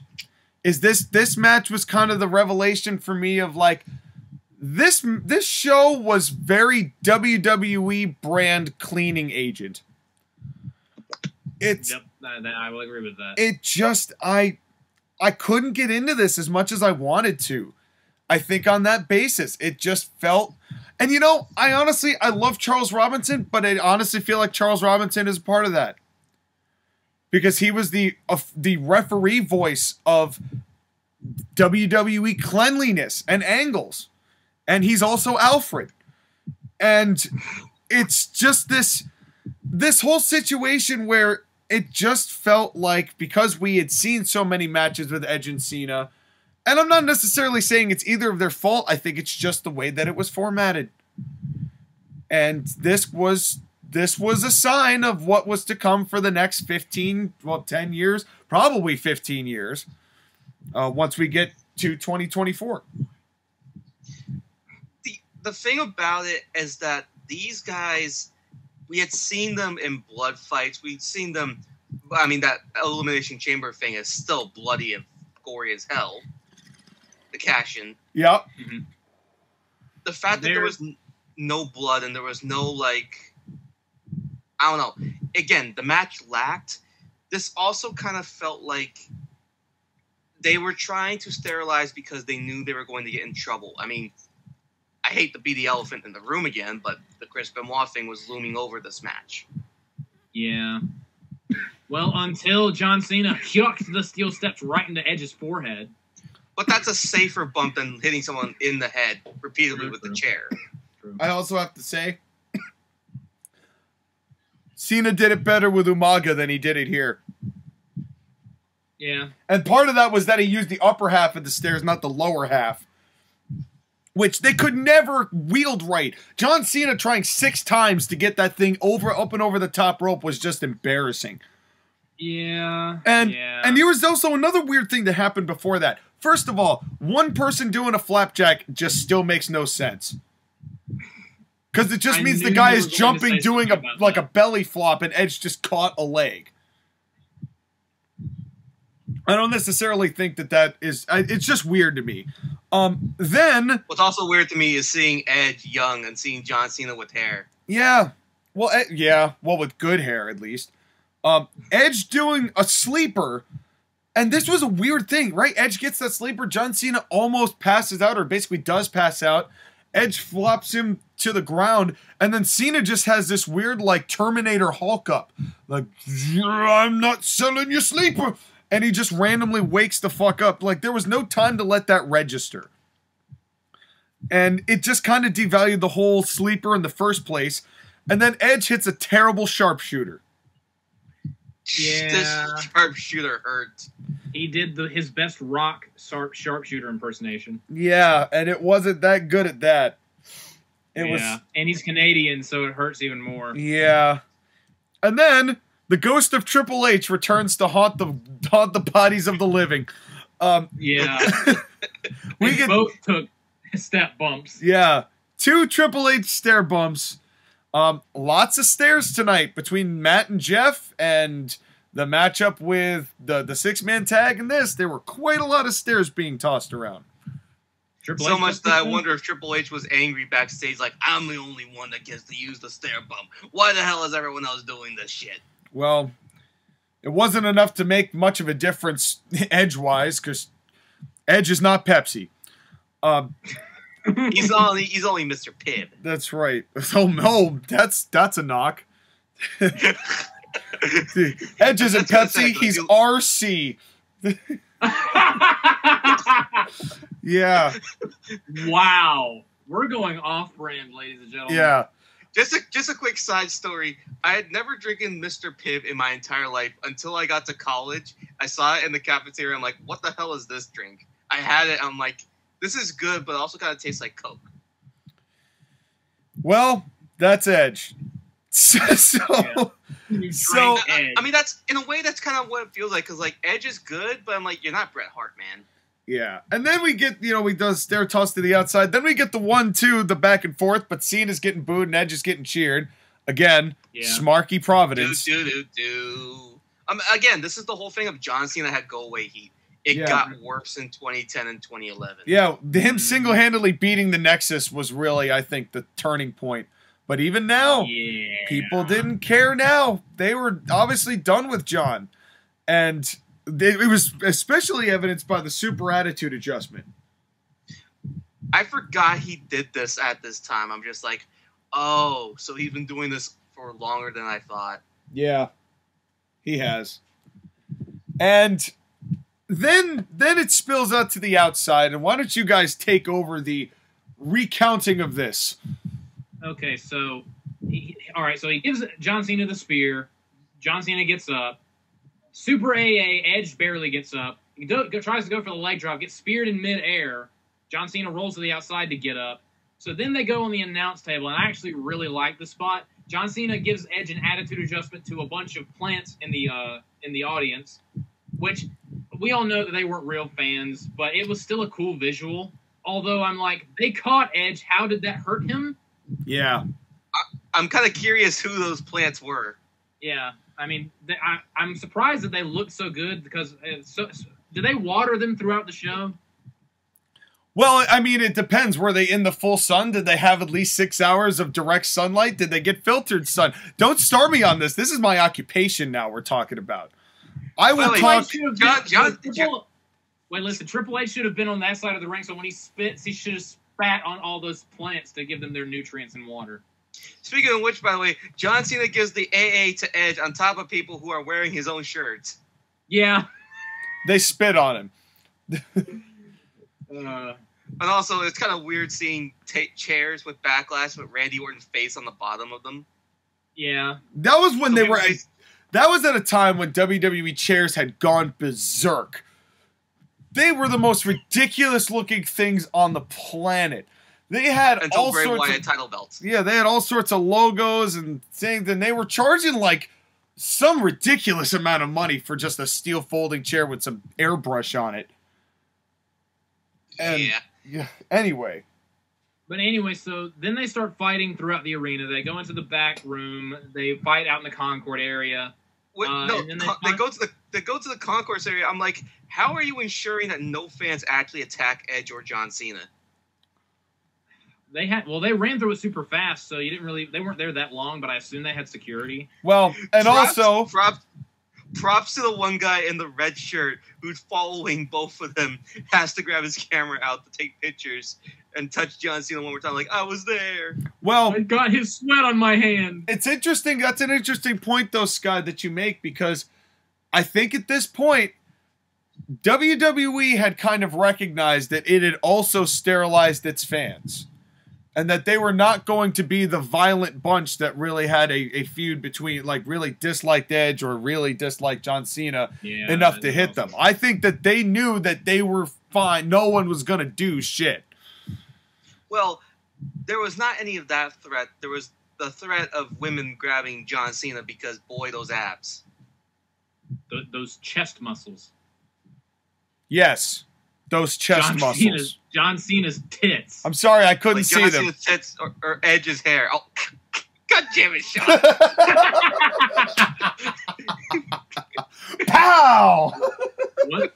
Milk John Cena? Pepsi comes out of his nipples. And Edge does not like it. Joshua. Damn it, Joshua. Because Edge does not like it, because Edge is not Pepsi. Ask him. Ask him. Mr. His nipples. Oh, good gravy. Okay. This is how you know we've lost it, because we've been doing this review for 2.5 hours. So then we get to the finish. Yeah, so they fight out, and they are on the ramp, and I actually like the bulldog from the steps onto that metal box that they were on. I like that bulldog. Yeah. And then he hits him with a construction helmet. Why was there a construction helmet there? Well, it's the pyro area, so you can imagine that they were building the set, and that was probably left over. But now they're on the stage, and I loved the execution DDT on the stage. That looked gruesome. And then he gives him the concerto. That's Sean's favorite thing to do with a chair. Well, Edge runs backstage to grab a chair. I'm just like, the first thing you grab is a chair? Yeah. Well, yeah, because Edge's thing is the concerto. My favorite thing in this whole match, when John Cena's getting up from the concerto, the look on Edge's face, he looks so pissed, and he's so mad that he's clenching his fists and ripping the stage behind him because he's so freaking pissed he can't keep John Cena down. The look, Edge selling John Cena getting up again was phenomenal. And then Big Show. And, okay. here's the thing. It was very obvious that that spotlight had not been used up to that point. It was very clear. It was almost like, why was it there if it wasn't being used to light up the actual show? And the reason is because John Cena's back would have melted if it actually had. Now, that's where I have the biggest problem with this. Because Batista. Because Big Show chokeslams John Cena into this spotlight, and then the referee counts to 10 and Edge wins the world title. It was very obvious this was a stunt because they did the same sparklers and the spark things in the back. It's not how it would work. The light would just go out. It wouldn't just explode, randomly explode mechanically. That's not how a light works.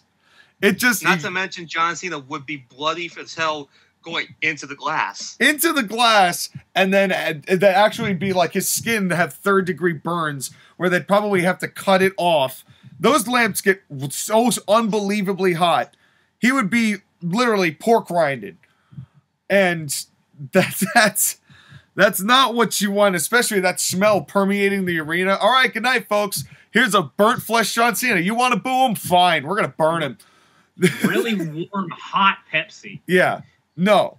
That's well, John Cena would happening. just be like the Fiend. He would be reborn from the ashes. Yeah. I'm sure he would. John Cena should have become the Fiend at this point. You know what? Then that Firefly Funhouse would have actually made a lick of sense.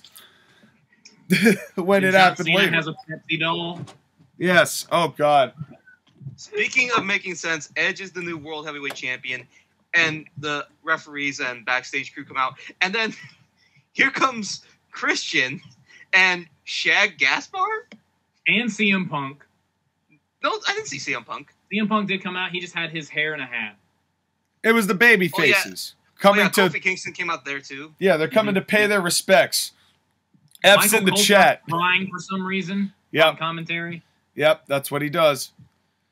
And so that was the end of it. And then Cena gets the stretcher job. Controversial opinion. I know that Sean does not like it, and your reasons for not liking the finish of the match make sense. Me, I really love the spectacle of it. Yeah, it doesn't make sense, but me personally, the spectacle of it is enough for me to forgive it. I wish that Christian would have more of an interaction with Edge. I know he was a bit player, but well, yeah. I don't know if Christian was ready for that yet. Honestly, to be put on I mean, it would have done wonders for him at that time, but I don't know if he was ready for that. And that sounds kind of weird considering how late it was in Christian's career, but it's the weird thing with Christian.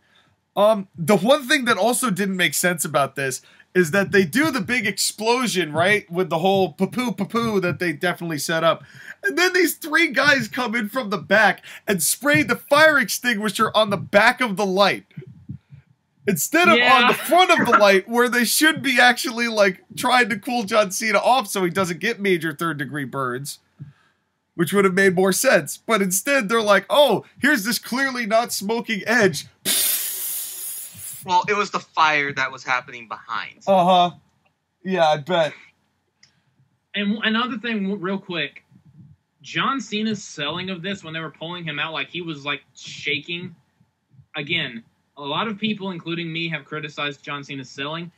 In my opinion, he sold this very well. He did. And then that's all credit in the world to John for making it work. It's like, again, this isn't Cena's fault. This isn't Big Show's fault. This isn't Edge's fault. It's Vicky's fault, really, kayfabe-wise. Yeah. But in any case, by the way, they got a lot of work out of those paramedics, which, by the way, kind of looked like Big Boss Man. Yeah, they kind of did. Big Boss Man. Big Boss Man. I want you to stand in the corner and think about what you just said. Ask me. Get over there. Ask me. No.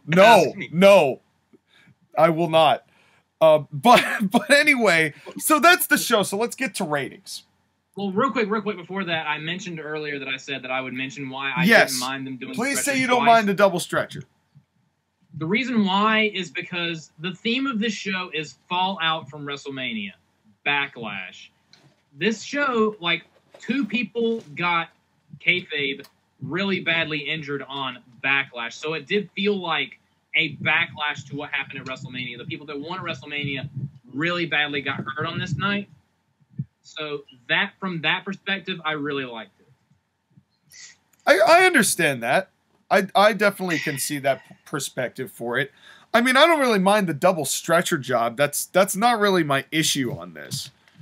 It was this. There really wasn't anything wrong with like the overall structure of this show, seeing how there weren't that many matches on it, and selling the punt and selling somebody getting thrown through a light fixture is kind of 2 different kinds of sells. You know what I mean? It's like they're still different in their own way. So I don't really mind the fact that there's 2 stretcher jobs in this, considering that it was 2 different scenarios that encountered it. And one of them was meant to elevate elevate Randy Orton and elevate the punt. I don't know why that came out as Punk, but that's because you saw CM Punk with John Cena and you were like, I'm going to feud with you in a few years. Yeah, and little did we know how that would all turn out. But in any case, I don't really mind it so much in where it could have been. I think that my bigger issue with this in general was just the formatting, the feeling of this show. That's what got to me. And really, that's, I think, what took away from the light fixture in the first place. You know, in this, that while these 2 were good, just the overall lack of intensity on the show didn't sell me into truly believing in the light stunt. You know what I mean? It's like, I totally get your point. I 100% get your point that storyline wise, it checks out.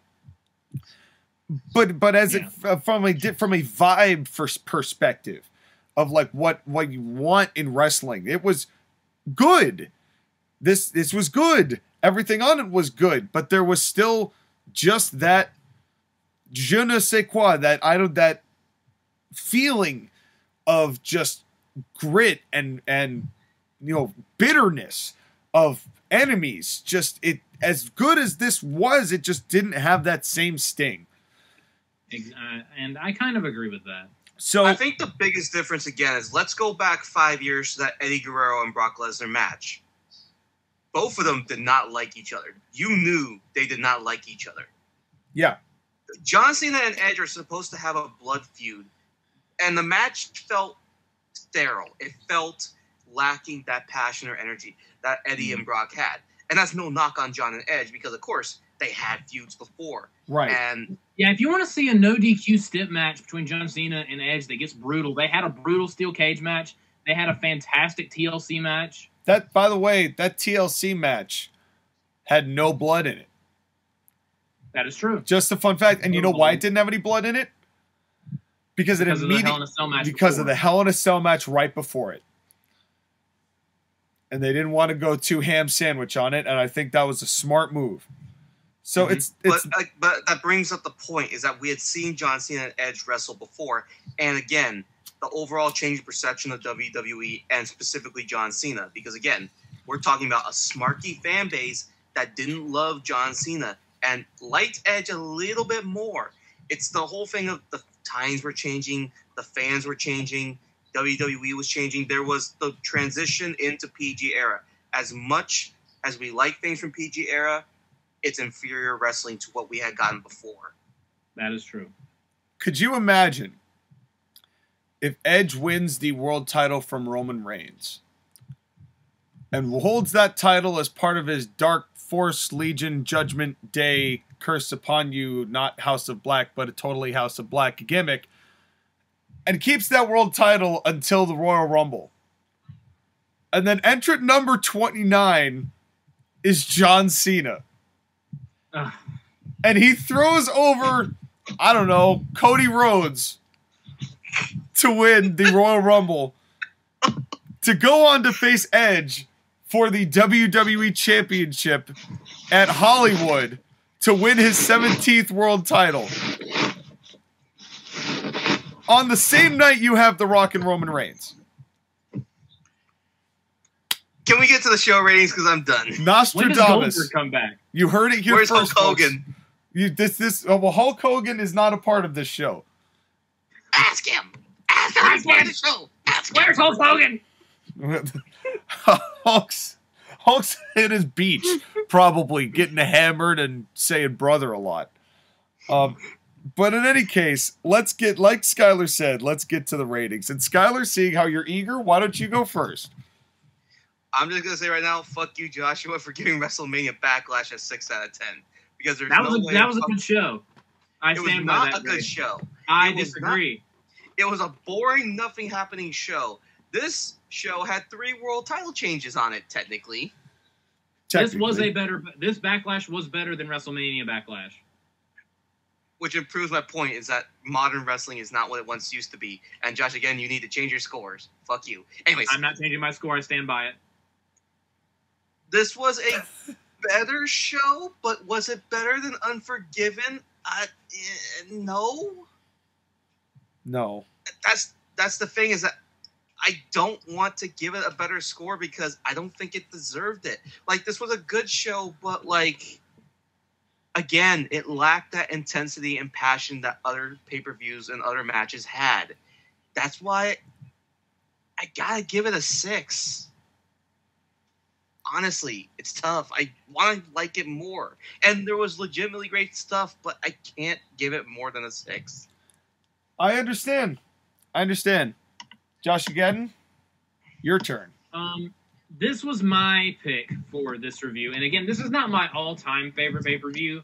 My favorite pay-per-view of all time is WrestleMania 19, which I assume we will review at some point. But this show is my favorite Backlash pay-per-view. I have a lot of nostalgia for this pay-per-view. This is one of the first times my favorite wrestler at the time won a world title, so I have a very special memories of this pay-per-view. I have it on DVD. It's not the greatest thing ever. It's not the best show ever. It doesn't have the best wrestling, but I still think it's very solid. There are some things that aren't that great, but even the stuff like Santina made me laugh because of Jim Ross's reaction. All in all, I still love this show. I'm giving it a solid 8.5 out of 10. Fair enough. And you know what? That's a really generous score. Hey, listen. I love this show. And I will admit, a lot of it is nostalgia. Nostalgia adds a 2.5 point curve. That's just how it goes. It's a full quarter of the entire ratings. You get 1 full star out of 4 stars for doing that. Unless you're in the Tokyo Dome, in which case you get 12.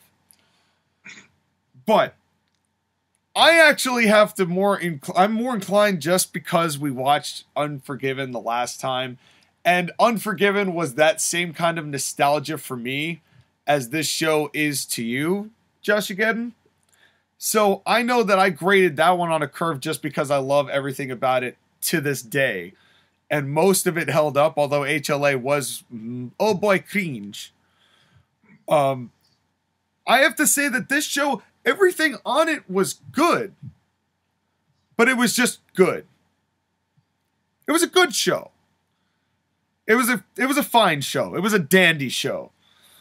It was a dandelion. And I plucked it and I went and all the fun little spores was won by Dandy Orton. Yes, that's right, Dandy Orton.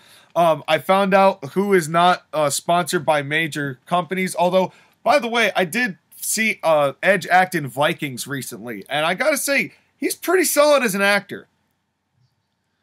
I got to give him credit for that too, and that was also evidenced by that previous by the previous package that we got prior to the matchup, but not in the promo. Yeah, I was thinking, what about that promo though? But in any case, I'm more inclined to agree with Sky though. It's just it lacked something. It lacked the grit. I think now that you mentioned the HD, that was probably a big part of it. I think Michael Cole was a big part of it. Because it felt like you now had the mouthpiece from the back.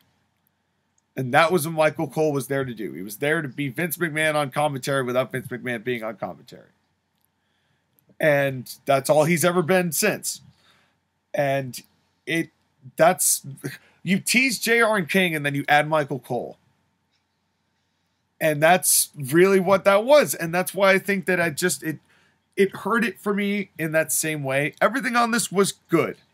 It was a good show. It may not have been a great show for anything that was there. There was the big show. And with all that in mind, I think I'm going to have to agree with Sky. I got to give it a 6 out of 10 as well. So I am the outlier here. But nostalgia is a 2.5 point curve. So really you gave it the same grade, but you have nostalgia points attached to it. Sure.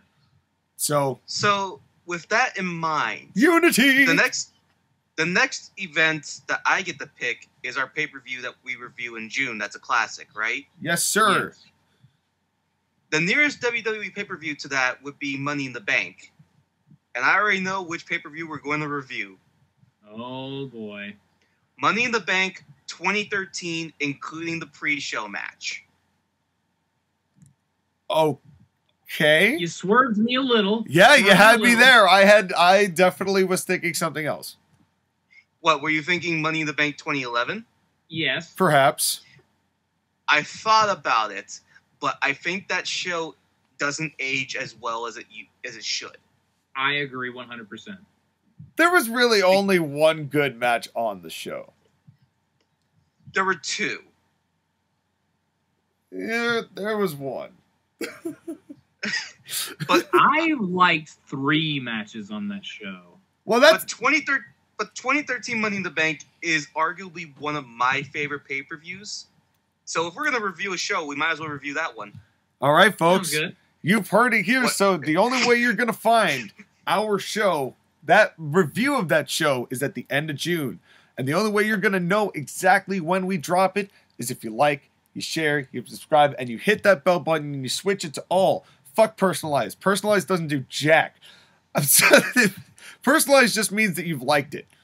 That's literally it. So switch it to all.